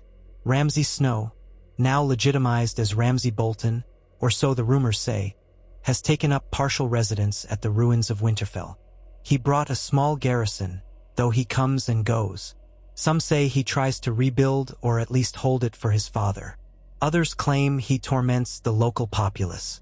House Stark's home is not wholly abandoned, but nor is it truly restored. If you plan to seize it, you will face Ramsay's men. At mention of Ramsay, a hush fell. Everyone knew the stories. Ramsay's cruelty at the Dreadfort, his hunts for terrified peasants, the flayed corpses left behind. He was the son of Roose Bolton, cunning in his malice. A direct assault could end in tragedy, especially if Ramsay was forewarned.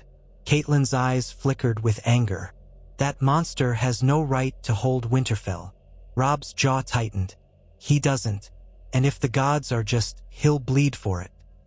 He paused, letting the fury pass before continuing in a calmer tone. We might exploit the advantage of surprise if we come from the swamps. Everyone expects me to lead an army on the King's Road or from the White Knife.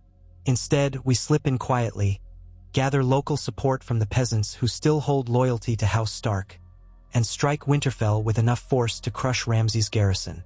Then we raise the direwolf banner from those walls. That alone might galvanize the rest of the north, especially if we have Manderley's men converge soon after. Gavin Glover regarded him thoughtfully.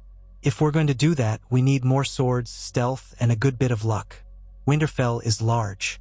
Even if it's half-burned, to control the walls and wards, we'll have to deal with an entrenched garrison. One that might well send a raven to the Dreadfort or the Freys the moment we appear. Howland tapped the reed floor with a slender walking stick. We Crannogmen can approach from the bogs around Winterfell. Not many realize that ground has grown swampy in the meltdown of the winter snows. Hot springs flow there, altering the terrain. If you coordinate well, you could trap Ramsay's men inside. But keep in mind, if they escape, they'll run to the Dreadfort, and within weeks you could face a larger army. Robb studied the faces around him. Each man had the tension of soldiers forging a plan that could shape their homeland's fate. No plan would be without risk. We move quickly, he decided. A swift strike that overruns the garrison before they know what's happening. We'll attempt to seal off any ravens and outriders. If we succeed in taking Winterfell fast, we can hold it while sending word to Manderley that we stand at our seat once more. We can also dispatch riders to potential allies, Serwyn, Tallheart, Barrowton if we have cause, maybe even certain numbers. They might join us if they see that the Starks have returned. Jory Karstark inclined his head. It's bold. It might just work. Catelyn let out a shaky breath, as if all the strategizing made real the scope of what they were about to attempt. Very well. We have come this far. Let's see it done. Her eyes flicked to Robb, pride and concern mingling. I'll stand beside you, but promise me you won't throw your life away. The North needs you alive, Robb. He touched her hand gently. I promise. I won't be reckless. Howland set aside his walking stick. Then it's settled. My folk will guide you in separate groups around Moat Cailin. Once you're north of the fortress, you'll unite. If you need small sabotage to distract the Bolton Watchers, my men can handle that. We'll do so subtly so no alarm spreads. Then you proceed to Winterfell, likely from the east or southeast, where the bogs are thick. From there, you time your strike to catch Ramsay by surprise. Gavin Glover exhaled. Seems we have our heading. The passage itself could take a fortnight or more, given how laborious the swamp route is. We must make sure our men can hold out that long food dryness morale. There'll be no turning back once W.E. start. The circle of men murmured agreement. Details followed: how to store rations on pack horses, which men would lead each group, signals for if one party got bogged down, and where to regroup if something went wrong. They planned for the worst. They also needed to account for the possibility that scouts might fall behind or get lost. Each cluster of 15 or so men would have 2 Crannogman guides. They would carry no large siege weapons, only personal arms: axes, swords, bows, spears. War horses were largely unsuited to the neck's hidden paths, so they kept only a handful of smaller, hardy mounts. Most would travel on foot. All the while, outside the woven walls, the neck lay in silent watch. The schedule was set. They would depart in 2 days. That gave the Crannogmen time to finalize the routes and gave Robb's party time to rest, reorganize gear, and select who would travel in each cluster. Dawn's light grew stronger as they planned. When they finally emerged from the hut, they discovered the morning in full bloom. A gray, cold day with a watery sun that seemed to hover behind a shifting veil of clouds. Robb parted ways with Howland's retinue and walked with his mother across a narrow causeway back to their hut, stepping with care over the slippery logs. Gray wind bounded ahead, stopping occasionally to sniff the air. Catelyn said nothing at first, just stared at the watery expanse around them, the skeletons of drowned trees protruding from the bog. He recognized the tension in her posture. "Mother," he murmured quietly, "I know this is dangerous, but it's the best chance we have." She paused, letting the damp breeze stir her hair. "I'm thinking of Ned," she said, a wistful sorrow in her voice. "He always trusted Howland Reed, and now here we are, guided by the same man. If your father could see you forging alliances with the Crannogmen, returning to Winterfell by secret paths, he would be proud, I think." Robb's throat tightened. "I can only hope so. I feel I've done so much that might have angered him. The war, the broken marriage vows. And yet, I must push forward." "You must," she agreed, offering a small, sad smile. "The North remembers, and so must you." They walked on. The next 2 days were a flurry of preparation. The men reorganized their packs to lighten every load. Weapons were wrapped in oilcloth to protect them from swamp moisture. The Crannogmen sharpened their frog spears and tested the small coracles, tiny, bowl-like boats, for ferrying gear across deeper channels. Rain threatened, and indeed a thin drizzle fell that evening, cold droplets spattering the huts, turning the bog's surface to a pocked shimmer. Robb spent as much time as he could speaking individually with the men who would travel with him. Some were from House Glover, some from lesser houses like Serwyn, and others were Riverlanders who had thrown in their lot with him. The sense of shared purpose buoyed them.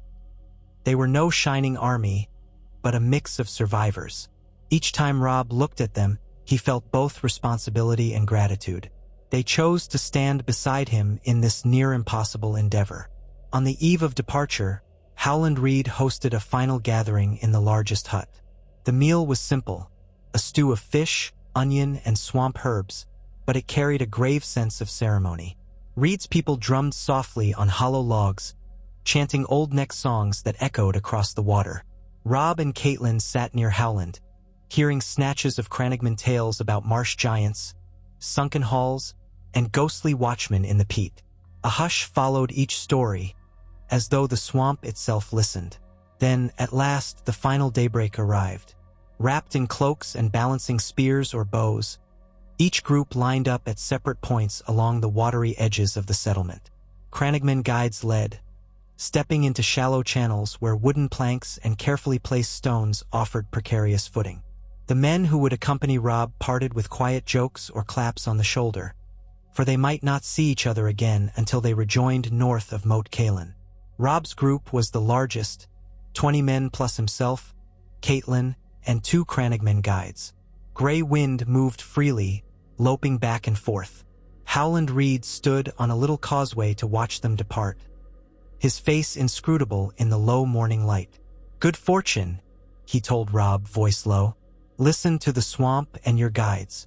Avoid the ancient haunts. If all goes well, we'll reconvene near the Lake of Moss and then push onward. Remember, silence and caution." Robb offered a respectful nod. "My thanks, Lord Reed. Without you, this would be impossible. I hope to see you again in Winterfell when we prevail." With that, the group set off. The journey quickly proved as arduous as promised. The first few days saw them wading through waist-deep water, stepping on hidden logs or half-submerged causeways. Thick clouds overhead threatened constant drizzle, and at times the men slogged forward drenched to the bone. In some places, the Cranagmen led them across makeshift rafts that drifted through reedy channels. Leeches found their way onto ankles. The smell of rot was pervasive. Gray wind took to bounding from hummock to hummock, snapping at frogs that hopped in his path. Despite the discomfort, Robb pressed on, mindful of the quiet determination in those around him. Jory Karstark kept close, occasionally muttering wry comments about how even the worst northern blizzard was better than this eternal damp. Another man, a Riverlander named Perwin, tried to raise morale by humming old marching songs, though the Cranagmen quickly asked for silence so as not to carry sound too far. They were, after all, in potentially hostile territory. Far to the west lay the main causeway and Moat Cailin, guarded by Bolton men. If any suspicious noise carried, it might prompt scouts to investigate. They saw evidence of watchers on their third day. Columns of faint smoke in the distance, the shape of a keep's tower across a watery plain. The Cranagmen led them deeper into the labyrinth of tree roots and murky water, circumventing any vantage from which the Bolton men could glimpse them.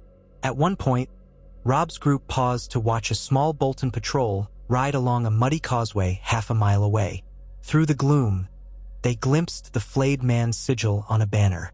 It sent a coil of anger through Robb's gut, but he had to swallow it. This was not the time to fight. Their mission was stealth. Each night, they found meager patches of relatively solid ground, setting up small, nearly smokeless fires. Men shared dried fish or salted meat, supplemented by whatever the Cranagmen could snare: frogs, lizards, the occasional small bird. If the pickings were slim, they bore it without complaint. Caitlin was stoic, though fatigue showed in the set of her shoulders. She rarely removed her boots, for fear she might never get them back on. Yet when Robb offered to send her with a less exhausting route or a smaller group, she refused. "We've come this far," she would say, "and I won't leave your side now." On the 7th day, they encountered a portion of the swamp that had frozen over in the previous night's chill. Thin ice sheeted the water. The Cranagmen tested it with spears, careful not to break through. They ended up weaving between patches of open water. All the while, Gray Wind seemed fascinated, sniffing at the ice, occasionally cracking it with a paw. The men had to help the dire wolf at times, coaxing him across the slick surfaces. The ice became a blessing as well, for it muffled their steps in many places, provided they trod lightly. The hush of winter pressed in, giving the environment a stark beauty that belied the mortal dangers beneath. In the distance, flocks of gray geese honked, wings flapping overhead as they migrated. Robb found himself thinking of Winterfell's Godswood, a place of solemn peace. If they succeeded, he would stand once more beneath that ancient weirwood tree, perhaps wash away the memories of betrayal in the twins. But so much peril lay in the way. Finally, after 10 days of this grueling march, they reached the designated rendezvous on the far side of Moat Cailin, a cluster of firmer ground in a half-flooded forest. Over the next day, the other groups trickled in, battered but largely intact. A few men had been lost to quicksand or sinkholes, others to fevers, and one cluster reported an encounter with a small Bolton patrol. They managed to kill or chase the patrol off without letting any rider escape to spread the alarm. Though there were casualties, the bulk of Robb's force remained intact. When he saw them reassemble, some 15 from Glover, a handful of Karstark loyalists, a smattering of Riverlanders, plus the Crannogman guides, he felt a surge of pride and sorrow. The men had risked everything for him, for House Stark. The next step, as planned, was to continue north in a single combined group, but still traveling through hidden paths.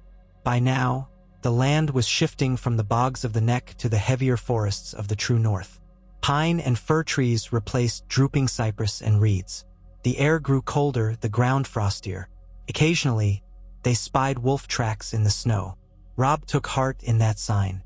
The dire wolf was the sigil of his house, after all, and here the large wolves of the north still roamed. They advanced, day by day, the terrain growing more familiar to those who had once traveled the north's woodlands. The Crannogmen among them, though more at home in the swamps, continued to guide them carefully. They skirted roads, kept watch for villages that might hold loyal folk. Here and there, they found hamlets of half-starved peasants who stared in amazement to see Robb Stark in the flesh, alive. His presence sparked tears, fervent bows, hurried offers of meager shelter. Some villages had been forced to supply men or grain to the Boltons. Some had been terrorized by Ramsay's rumored hunts. When the peasants saw Robb, a few blessed the old gods. Others brought out bits of salted fish or battered turnips. Robb accepted graciously, though he insisted on leaving coin or a promise of future repayment. "You owe me nothing," he told them. "But if you keep faith with House Stark, know that we will never forget it." Word spread swiftly. Even if the peasants tried to keep quiet, news would leak that men bearing direwolf badges had passed through. Robb recognized the risk. Still, it was time. Secrecy had served them well so far, but once they neared Winterfell, rumor might prove an ally, encouraging the locals to rise up or sabotage Ramsay's men. They made no flamboyant displays. They simply let those who saw them speak freely of the king in the North's return. The deeper they pressed, the more signs of Bolton presence they found. Ugly flayed-man sigils on signposts, blackened farmsteads rumored to have defied tax collectors. In one place, they discovered a horrifying sight: the flayed corpses of a family nailed to a barn door, presumably to set an example. The men with Robb bristled with rage. Caitlin turned aside. Illinois. Robb felt cold fury coil within him, a memory of the Red Wedding's wanton slaughter. He had encountered many atrocities in the South, but seeing it here, in his own land, hardened his resolve.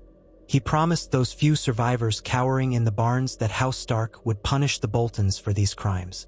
At last, after nearly 3 weeks since leaving the main Crannogman settlement, they approached the outskirts of Winterfell under cover of a moonless night.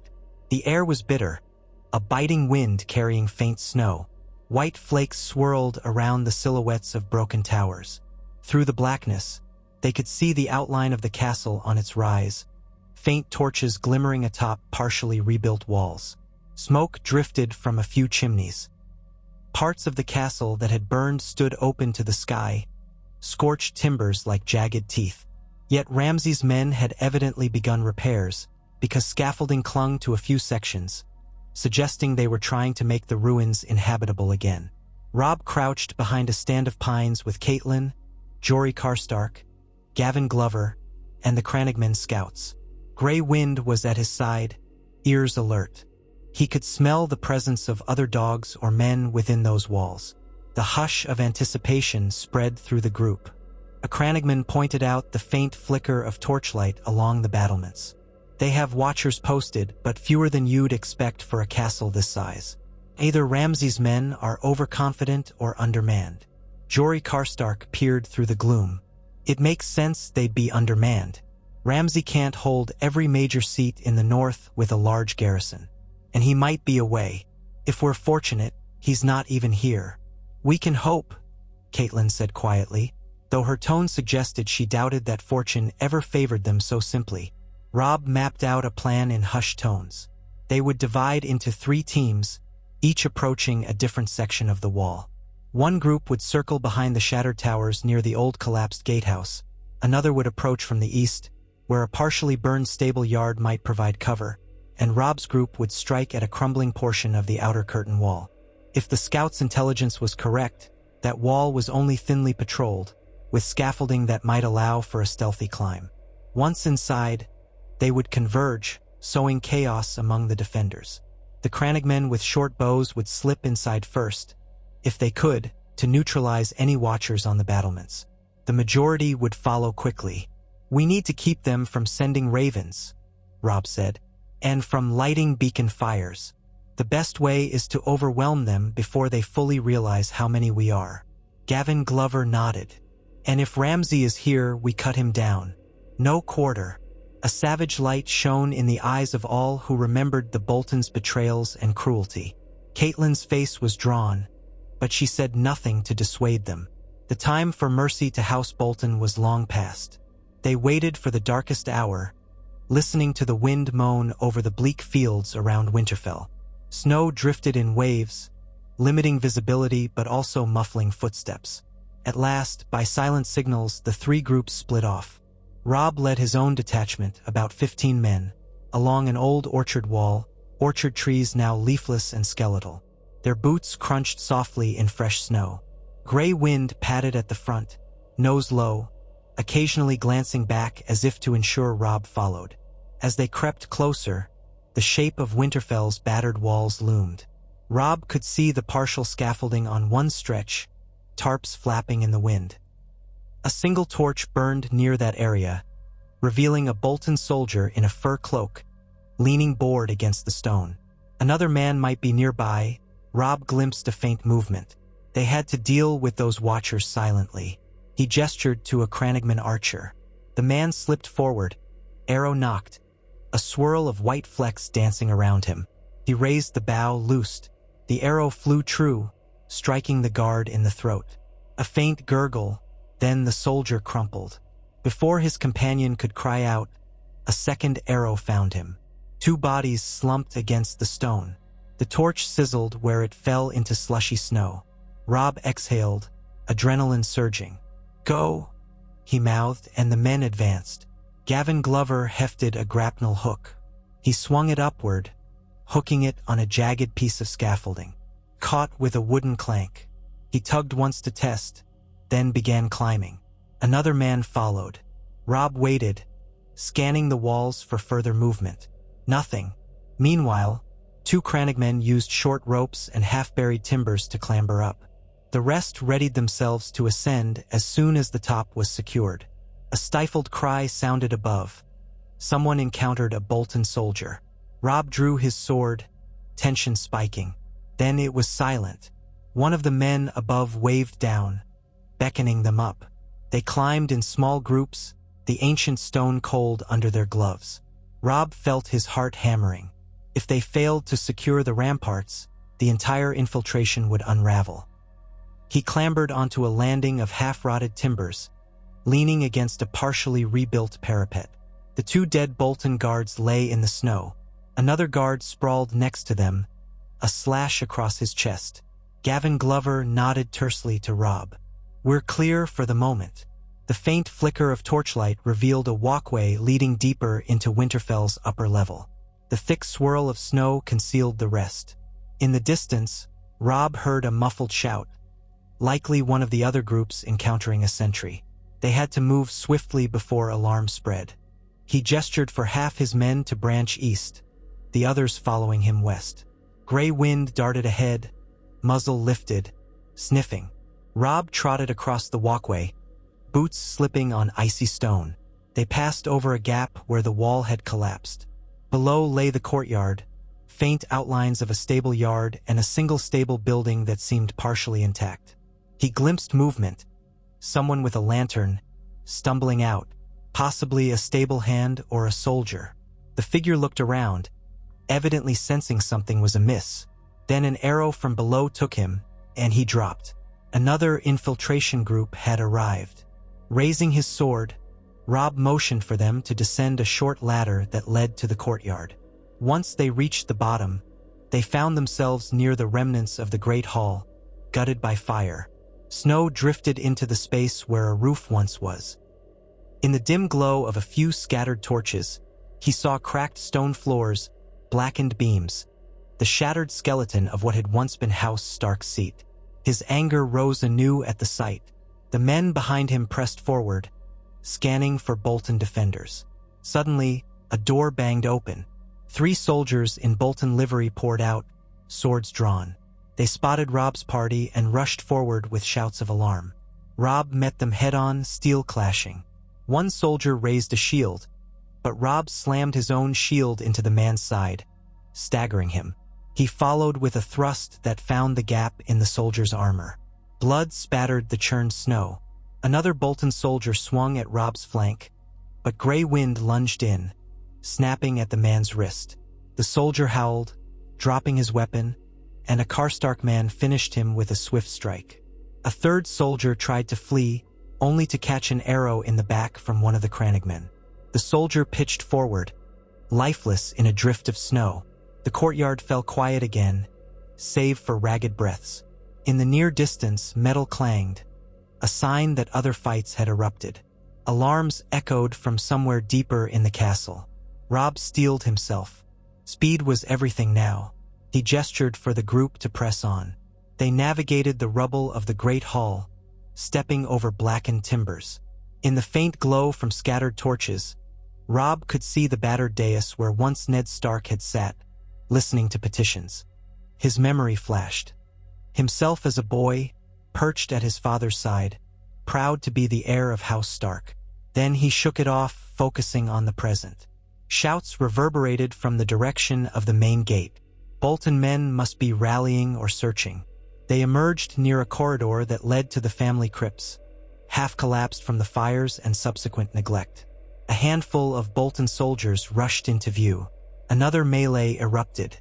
Robb's men engaged them, swords ringing against mail. Gray Wind launched himself at a particularly large foe, dragging the man down in a flurry of snapping jaws. Blood slicked the stones. One soldier recognized Robb, perhaps from old rumors or from the battered direwolf sigil on Robb's CL. The soldier's eyes widened in terror. "The young wolf, impossible," he rasped, backing away. Robb advanced, sword raised, voice cold with rage. "Tell your lord he has no place in Winterfell," Robb said, then lunged. The soldier managed a desperate parry, but not enough to stop Robb's blade from biting into his shoulder.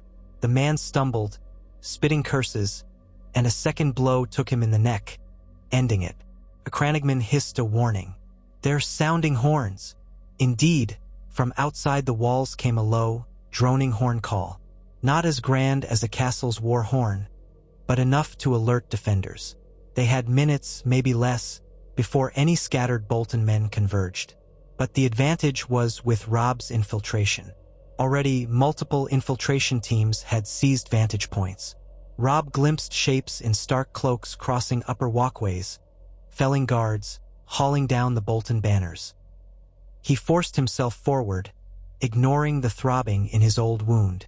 They needed to reach the main yard and subdue any organized resistance. As they pressed on, they discovered pockets of Bolton men. Some tried to stand and fight, others turned to flee. The narrow corridors worked in Robb's favor. It was hard for the Boltons to bring more than a handful of men to bear at once, and the shock of the surprise assault undermined any discipline they might have had. At the base of the broken tower, they found a small group of defenders blocking the corridor. A tall Bolton officer bellowed, "Hold them! For Lord Ramsay!" Robb's men collided with them in a flurry of steel. This fight was fiercer than the earlier skirmishes. The Bolton officer wielded a two-handed axe, cleaving at Robb with brutal force. Robb raised his shield, the impact jarring his arm. Sparks flew. Another blow chipped the edge of Robb's shield, nearly splitting it. Gritting his teeth, Robb sidestepped, letting one of his companions distract the man from the right. Then Robb lunged from the left, driving his sword into the officer's side. The officer let out a choked roar, staggering. Robb tore the blade free, and the man crumpled. Exhausted, Robb glanced around. The corridor was littered with bodies. The last Bolton man turned to run, but a Glover soldier caught him and ran him through. Shouts echoed from a nearby stairwell. Caitlin's voice suddenly rang out, "Robb!" She appeared from an adjoining passage, flanked by two Karstark men. She was unhurt, though her cloak was spattered with blood. "The gatehouse is ours," she said breathlessly. "They've barred it from inside so no one can escape. We have men on the ramparts now." Then, seeing the carnage in this corridor, she paled but pressed on. "We must find Ramsay if he's here." He nodded, panting. "Yes, if we end him, we end any notion of Bolton control in Winterfell." He turned to the men. "Spread out, secure the rest of the corridors. Don't let anyone slip away. Check the old tower, the crypt entrances, anywhere he might hide." Grey Wind growled, nostrils flaring, as if trying to catch a scent. Robb brushed his fingers through the wolf's thick fur. "Find him," he murmured, half to the wolf. The dire wolf let out a low rumble and bounded down the hall, nose to the ground. Robb and Caitlin followed, though a few others came too, wary of leaving their king unguarded. They crossed a rubble-strewn courtyard, then passed through a half-collapsed arch that led to the old living quarters. The place smelled of damp ash and rot, with patchwork repairs here and there. Doors hung on sagging hinges. Snow drifted in corners. Grey Wind sniffed along the floor, pressing deeper into the dark corridors. A muffled noise came from ahead, a scraping, then a metallic clang. Robb signaled for silence, and they crept forward. Grey Wind froze at a corner, ears forward. When Robb peeked around the bend, he spotted two men in Bolton colors rummaging frantically. One had just lifted a trapdoor in the floor. He hissed at the other, "Hurry, if you don't want to die for that bastard's sake." Before they could descend, Grey Wind sprang, unstoppable. One soldier tried to slam the trapdoor shut, but the direwolf's massive weight knocked him off balance. He shrieked, toppling backward. Robb and the others rushed in. The second soldier swung a short sword at Grey Wind, but the wolf sidestepped, jaws clamping onto the man's forearm. The soldier's scream cut short as a Karstark man finished him with a spear. The first soldier tried to crawl away, but Robb seized him. "Where is Ramsay?" he demanded, pressing the tip of his sword to the soldier's throat. The man's eyes were wide with terror. He's gone," he stammered. "He left days ago. Up to the Dreadfort or hunting. I don't know. Please, let me go." Robb's gut twisted. Of course Ramsay wouldn't be conveniently waiting. "How many of you remain here? Where's your commander?" The soldier swallowed hard. "50, maybe. Less after. He darted a glance at the bloody sword. "Ser Hother was the commander. He must be dead by now. We had no idea. The rumors said you were dead," Robb finished curtly, removing the sword from the soldier's throat. "You chose to side with traitors. Surrender or fight. It matters little to me." The soldier let out a shaky exhale, clearly choosing surrender. A Glover man stepped in to bind him. Robb peered down the trapdoor, which led to a storage cellar. Possibly a tunnel to the crypts or a bolt hole. They might find more men cowering down there. For the moment, though, they needed to secure the entire castle. Caitlin watched with steely composure. The soldier's admission that Ramsay was not present did not surprise her. but it did quell the immediate question of whether Robb could kill the bastard on the spot. "He's fled, or at least isn't here," she said, tone crisp. "But Winterfell is ours, if we can hold it." Robb exhaled, stepping away. "Yes, we hold it." A swirl of conflicting emotions swept him. Relief, sadness, anger, triumph. Have the men sweep every corner. Then we'll gather in the courtyard, tear down any Bolton banners, and raise the direwolf standard. The day is ours. She nodded. "I'll see it done." They parted, each leading a small group to search for straggling foes. The battles were mostly over.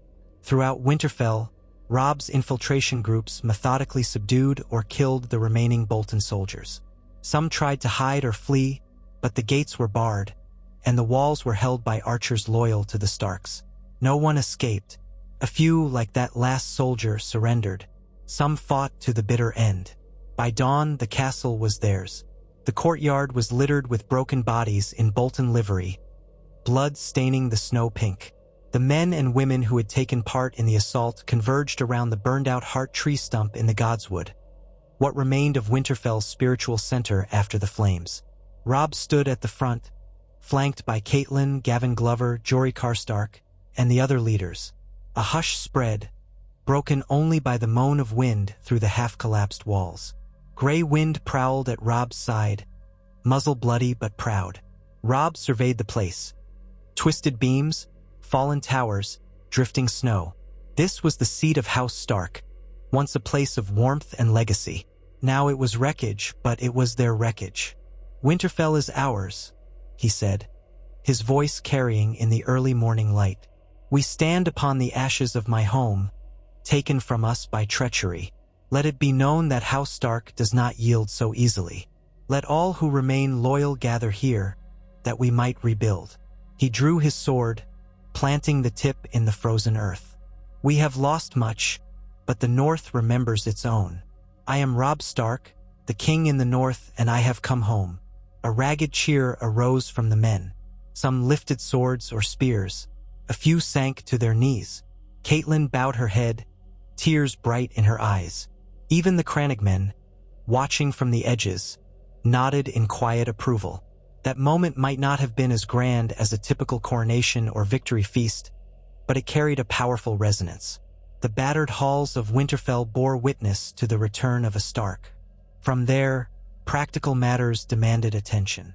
Robb ordered the immediate disposal of the Bolton corpses, the tending of the wounded, and an inventory of the castle's supplies. They discovered that Ramsay's men had begun storing winter stores in the old vaults, but not nearly enough to provision an entire castle garrison long-term. The interior rooms were half-ruined, though a few wings were partially livable. Fires were lit in the least damaged hearths. Freed servants, those who had been coerced into working for the Boltons, emerged from hidden corners, offering shaky loyalty. Some were from families that had served House Stark for generations. That afternoon, the men hauled down every vestige of House Bolton's flayed man. They found old Stark banners in a dusty storeroom, tattered, singed, but still bearing the gray direwolf. Robb instructed they be hung from the walls, a symbol to any who approached that Winterfell was once again Stark territory. As the day waned, they gathered in the old Great Hall, now open to the sky, to hold a sober roll call of the fallen. 2 from Glover's party had died in the final push, along with 3 Karstark men, a pair of Riverlanders, and a Crannogman. Their bodies were laid out, swords in hand. Robb stood at the head of the line, voice steady as he thanked them for their sacrifice. A few tears were shed by friends. Catelyn murmured prayers to the old gods. After, the bodies were carried to a quiet courtyard for temporary burial in the frozen ground until a more fitting memorial could be arranged. With Winterfell under Stark control, the question of next steps arose. Jory Karstark approached Robb near dusk, while Robb was overseeing the cleanup of the courtyard. "Your Grace," he said, voice hushed, "we should consider sending ravens to White Harbor, to the Umbers, to any loyal house. Proclaim your return. Summon them to rally." Robb nodded. "Aye, we must do that. We also have to watch for Bolton or Frey retaliation. Ramsay or Roose might assemble a force from the dread fort. The Freys could try to march from the south, though the winter storms and the damage we did at the Twins may slow them. In any case, we have little time to fortify. Winterfell's walls aren't what they were, Karstark observed. Rebuilding will take more men and materials than we currently have. But if Manderley can send men quickly, then we might hold, Robb finished. Yes, let's see to it at once. They made their way to what remained of the Maester's tower. The top portion had collapsed, but the Ravenry was partly intact. Remarkably, a few ravens survived. It appeared the Boltons had restocked the rookery, using the tower as a means to communicate with the Dreadfort. Maester Luwin was long gone, dead or missing after the Ironborn's takeover, but the Boltons had their own caretaker in place. That caretaker was found cowering in a corner, a gaunt man in stained robes, terrified of retribution. Robb demanded he assist them in writing and sending letters. The caretaker, trembling, agreed. That night, by torchlight, letters were penned in Robb's own hand, with Catelyn verifying. They read, "To all loyal lords of the North, I, Robb Stark, write you from Winterfell. I have reclaimed my family's seat from the traitorous Boltons, who murdered and betrayed our house under false banners and Lannister gold. By the grace of the old gods, I live despite the crimes committed at the Twins. If you hold true to your oaths, come to Winterfell at once. Bring swords and arms. The North remembers, and we must unite to free our homeland from usurpers." Robb sealed each letter with a signet ring bearing the Stark direwolf. That ring had been hidden with him since the Red Wedding, a small token he had refused to lose. He hoped the sign of the wolf would be enough to convince skeptical lords that these letters were genuine. They sent messages to White Harbor for Wyman Manderley, to the mountain clans if possible, to Serwyn, Tallheart, Lady Dustin of Barrowton. Though she was rumored to be partial to the Boltons, it was worth an attempt, and any other house that might still harbor loyalty. Even the Umbers, though they were said to be divided between the two branches at Last Hearth. When the Ravens launched into the frigid night, it felt like another step in a dangerous game. If the letters fell into the wrong hands, their enemies would know precisely where to find them. But that was unavoidable. Robb needed the North to rally, and for that he had to reveal himself. The days that followed were a race against time. Winterfell's battered structures provided minimal shelter. Snow drifted in from gaping holes. Fires blazed in the old hearths where the roof remained. Men worked to clear rubble, patch up walls with planks or tarps, and gather enough firewood. Hunting parties ventured into the surrounding forests, returning with meager catches: hares, the occasional deer, even a moose. Better than frogs and leeches, at least. Crannogmen had little love for these dense pine forests, so some parted ways, returning to the Neck with a few final words of good luck. Others, however, stayed at Robb's side, determined to see the war through. Catelyn oversaw the reorganization of the castle's domestic side, distributing tasks among the surviving servants and new arrivals. She spent hours in the half-burned solar, sifting through leftover records, hoping to glean any advantage. Perhaps a storeroom the Boltons had missed, or a secret ledger of loyal bannermen. Occasionally, she found relics of House Stark's older days, a half-singed tapestry, a chest of Ned's personal notes. These discoveries brought tears, but also a reminder of what they fought for. Meanwhile, Robb established a rotation of sentries on the walls. Archers kept watch for any approaching host. Messengers scouted the roads, though the deepening winter storms made travel treacherous. Grey Wind prowled the castle's perimeter by day and slept near Robb's bedroll at night, a silent guardian.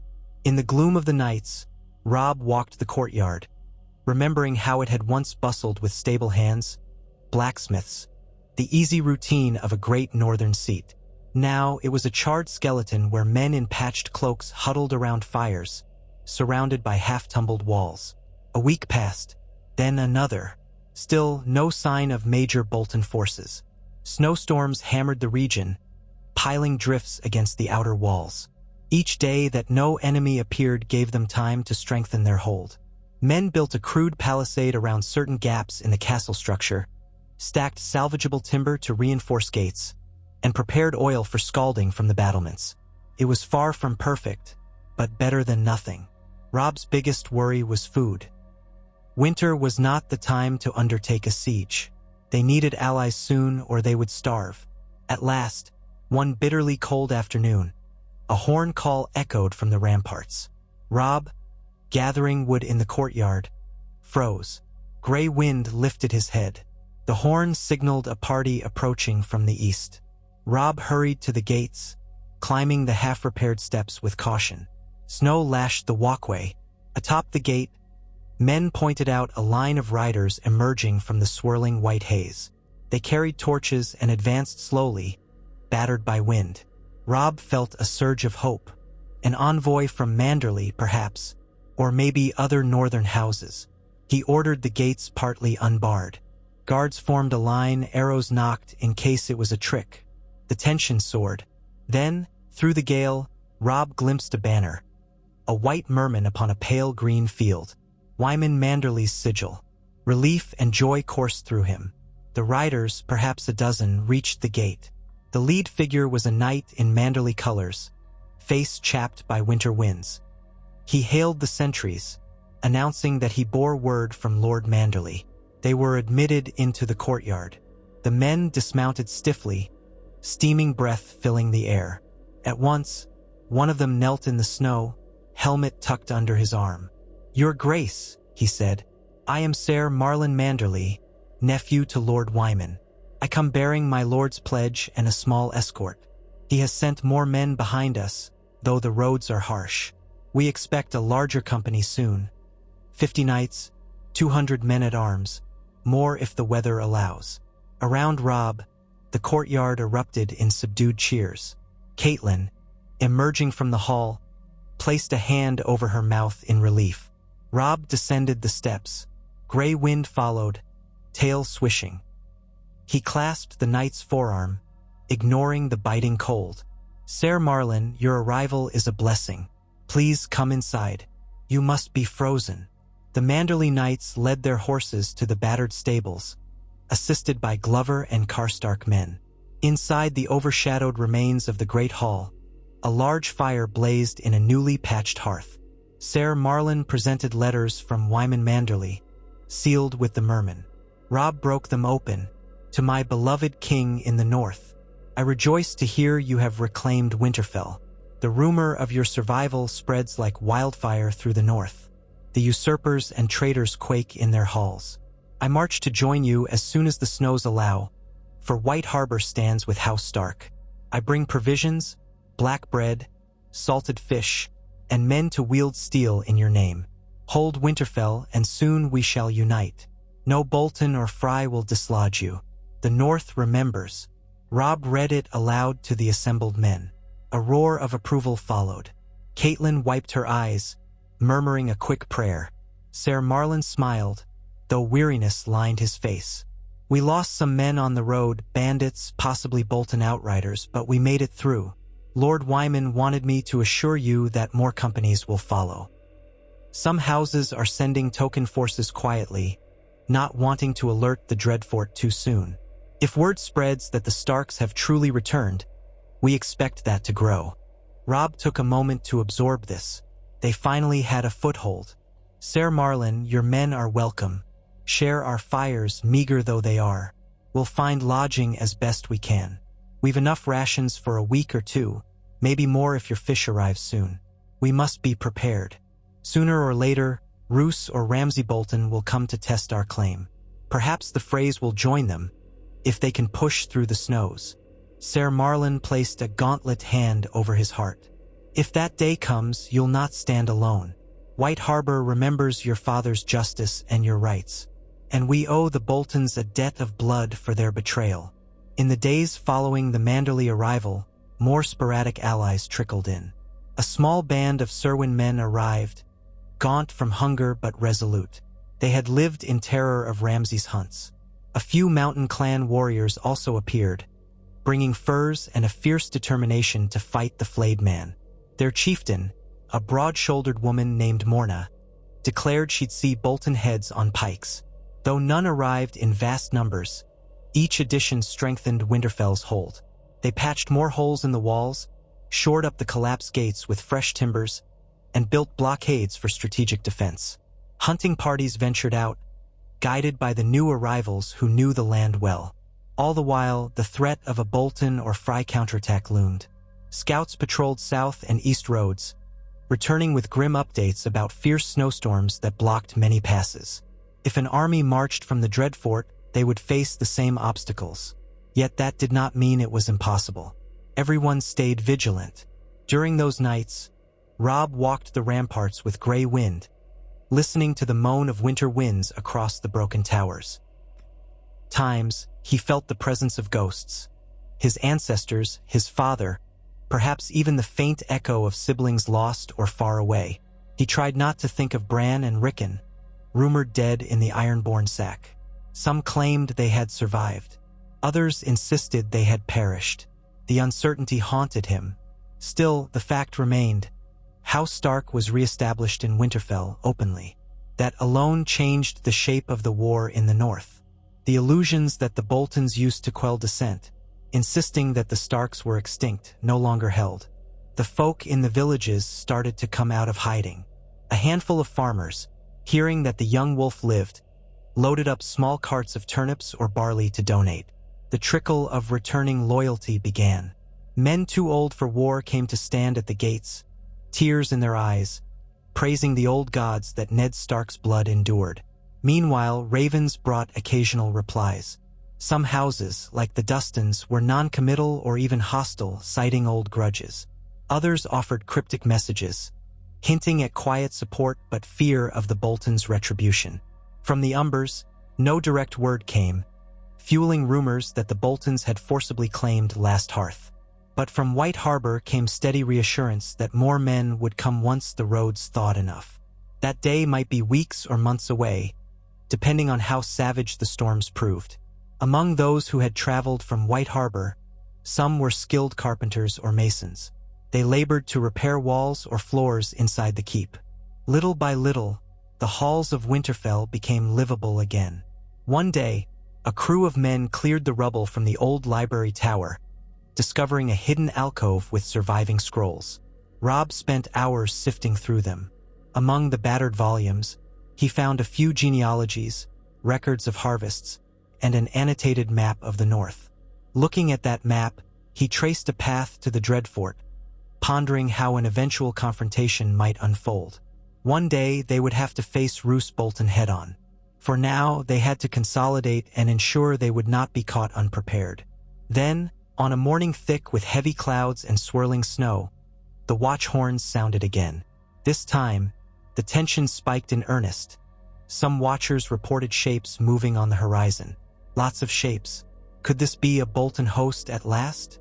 Robb mustered men at the gate, sending archers to the walls. The Manderley knights readied their war horses, though the beasts snorted in the cold. Catelyn stood on the ramparts with Robb, scanning the distance with a spyglass. Shadowy figures emerged, trudging in the snow. But as they drew nearer, a cheer rose from the watchers. These were not Bolton men. They carried the direwolf sigil. Robb recognized some of the banners of smaller loyal houses. It was a larger force, perhaps 100 men, maybe more, led by a tall, broad figure in northern furs. When they finally reached the gate, Robb descended to greet them. At their head was a grizzled warrior with streaks of gray in his beard. "Hother Umber," he announced, voice booming. "We heard rumors. Didn't believe him at first. But by the gods, you do live, Robb Stark. It's about time. My cousin keeps the rest of the Umbers penned at Last Hearth under a Bolton watch. But I said to hell with that. I took whoever would ride with me and slipped away. We had to fight a few minor skirmishes, lost some good men. But we're here." Robb clasped the older man's arm in gratitude. "Hother Umber, I remember you from years past, visiting Winterfell. I'm glad you came. Is there news of Last Hearth?" Hother spat. "The Boltons put a steward in place to ensure loyalty after old Greatjon was taken south. Freed men keep an uneasy peace, but many thirst for your return. If we raise a large enough host, they'll join us. Right now, we can't do much, but I brought what swords I could." Robb nodded grimly. Your presence is enough to tip the balance if the Boltons attack soon. Welcome to Winterfell. It's not what it was, but we're rebuilding." Hother surveyed the battered walls, a sorrowful cast to his eyes. I see that. Bastards. We'll make them pay, I swear. By the time we're done, the flayed man will be a memory." And so the ranks at Winterfell swelled further. At the next council, Robb surveyed a map of the north with Catelyn, Ser Marlon Manderly, Hother Umber, and Gavin Glover. They counted perhaps 400 armed men in total, scattered across Winterfell and the outlying area, a fraction of what Robb once commanded as king in the north, but a start. If the roads cleared, Manderly might send more, and other Umbers might slip free to join them. Possibly, families like the Tallhearts and Glovers could rally more banners. If so, within a month or two, they might match any host the Dreadfort could muster. But winter was the wild card. Marching large hosts in these conditions was a gamble. Armies starved or froze more often than they perished by the sword. The best strategy, they decided, was to hold Winterfell, continue to gather allies, and keep up the pressure on House Bolton. They would send small foraging parties to gather supplies, rescue peasants from Bolton territory, and spread the knowledge that House Stark reigned again. Meanwhile, if the Boltons attempted an assault, they would find themselves facing a rapidly growing rebellion in the heart of the North. In the weeks that followed, watchers on the walls reported occasional sightings of Bolton scouts at a distance. Some were captured, questioned, or vanished in the snowy forests. Now and then, villagers came from the direction of the Dreadfort with horrific tales of punishments inflicted on those rumored to side with Robb Stark. Yet the more the Boltons cracked down, the more resentment simmered in the north. Stripped of the phrase easy access and forced to rely on battered roads, Roose Bolton found himself losing control of the outskirts. Winter's punishing storms worked against him too. Meanwhile, inside Winterfell, a sense of hope gradually kindled. The courtyard rang with the clang of blacksmiths' hammers. Some younger men trained with swords or bows. If anyone felt despair at the battered walls or the harsh winter, Robb's presence reminded them that the rightful king in the north had returned. He walked among them, checking on fortifications, practicing with them in the yard, sharing in meager meals. Catelyn too lent her presence, counseling those who sought comfort or direction. Together, they restored some shadow of normalcy. On a rare night of relative calm, no new storms, no sudden alarms, Robb found himself standing in the Godswood, what was left of it. Much of the canopy had burned away. The old weirwood stump was charred, though new growth had begun sprouting from one side, a twisting shoot that clung tenaciously to life. Snow carpeted the ground, and the reflection of moonlight made the ruins almost glow. Gray Wind stood beside him, quiet as a sentinel. Robb knelt by the stump, letting his hand brush the blackened bark. So many memories clung here, images of his father's face, of childhood games with his siblings. The stump smelled of ashes and cold sap. He closed his eyes, feeling a surge of emotion he rarely permitted himself. This place, this was the heart of House Stark. Even ravaged, it endured. A soft step behind him made him turn. Catelyn stood there, the faint light glinting off the tears on her cheeks. "I thought I'd find you here," she said. "You look like your father sometimes, the way you hold yourself." He rose, wiping snow from his knees. "I don't feel like him. He would have handled all this better." "He handled it in his own way," she replied gently. "But he made mistakes too. No one is perfect. You have done what he cannot. You reclaimed Winterfell. You survived the greatest betrayal the North has ever known." He swallowed. "The Red Wedding. I dream of it often. Bolts in my side, men dying all around. I wonder sometimes, did we only prolong the war? Will more men die now because I live?" Catelyn put a hand on his cheek, motherly concern in her eyes. "Men would have died anyway. The Boltons and Freys sow misery even without your presence. At least now, the North has a fighting chance for justice. We can end their cruelty. We can restore the rightful line. We can avenge those we lost." He covered her hand with his. "Aye, and for that I'll keep fighting." We have to be ready for whatever war might come to these walls." She nodded. "Yes, but tonight, let us remember that House Stark has stood for thousands of years, and we still stand. Our enemies tried to extinguish us, but they failed." He looked up at the pale moon, seeing the jagged silhouette of Winterfell's broken towers. A fierce sense of belonging swelled in him, mingled with sorrow for all that was gone. "We'll rebuild," he whispered, "stone by stone, for the North, for Father, for everyone they took from us." She smiled, her tears freezing on her cheeks.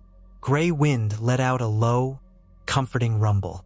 The wind sighed in the burnt branches overhead, and for a fleeting moment, Robb felt as if the old gods themselves watched, lending silent benediction. He laid his hand on the weirwood stump, closing his eyes to the swirl of memory and promise. By the next morning, Winterfell bustled with renewed purpose. The war was not over, not by a long march, but the Northmen who had gathered under Robb Stark's banner approached each day with the knowledge that they held their ancient seat. They patched walls, sharpened blades, rationed food, and told each other that soon the snows would relent enough for Manderly's main forces to arrive, for Umbers and Serwins to rally, for all the North to see that the dire wolf flew again. In secret corners, peasants murmured that the king in the North had returned from death itself, guided by the old gods to reclaim his birthright. And so the nights wore on, the winter deepened, and Robb Stark stood watch over Winterfell, waiting for the hour of final reckoning with House Bolton. He knew that when spring broke, or sooner, if the Boltons dared, banners would clash in earnest. But in the hush of a snowy twilight, with gray wind by his side, he allowed himself a faint smile of defiance. Let Roose Bolton come. Let Walder Frey seethe behind his walls. The wolves of Winterfell were not so easily slain. Through betrayal and bloodshed, they had survived, and now, in the battered courtyard of their home, they prepared to face the storm with heads held high. For the North remembered, and so did he.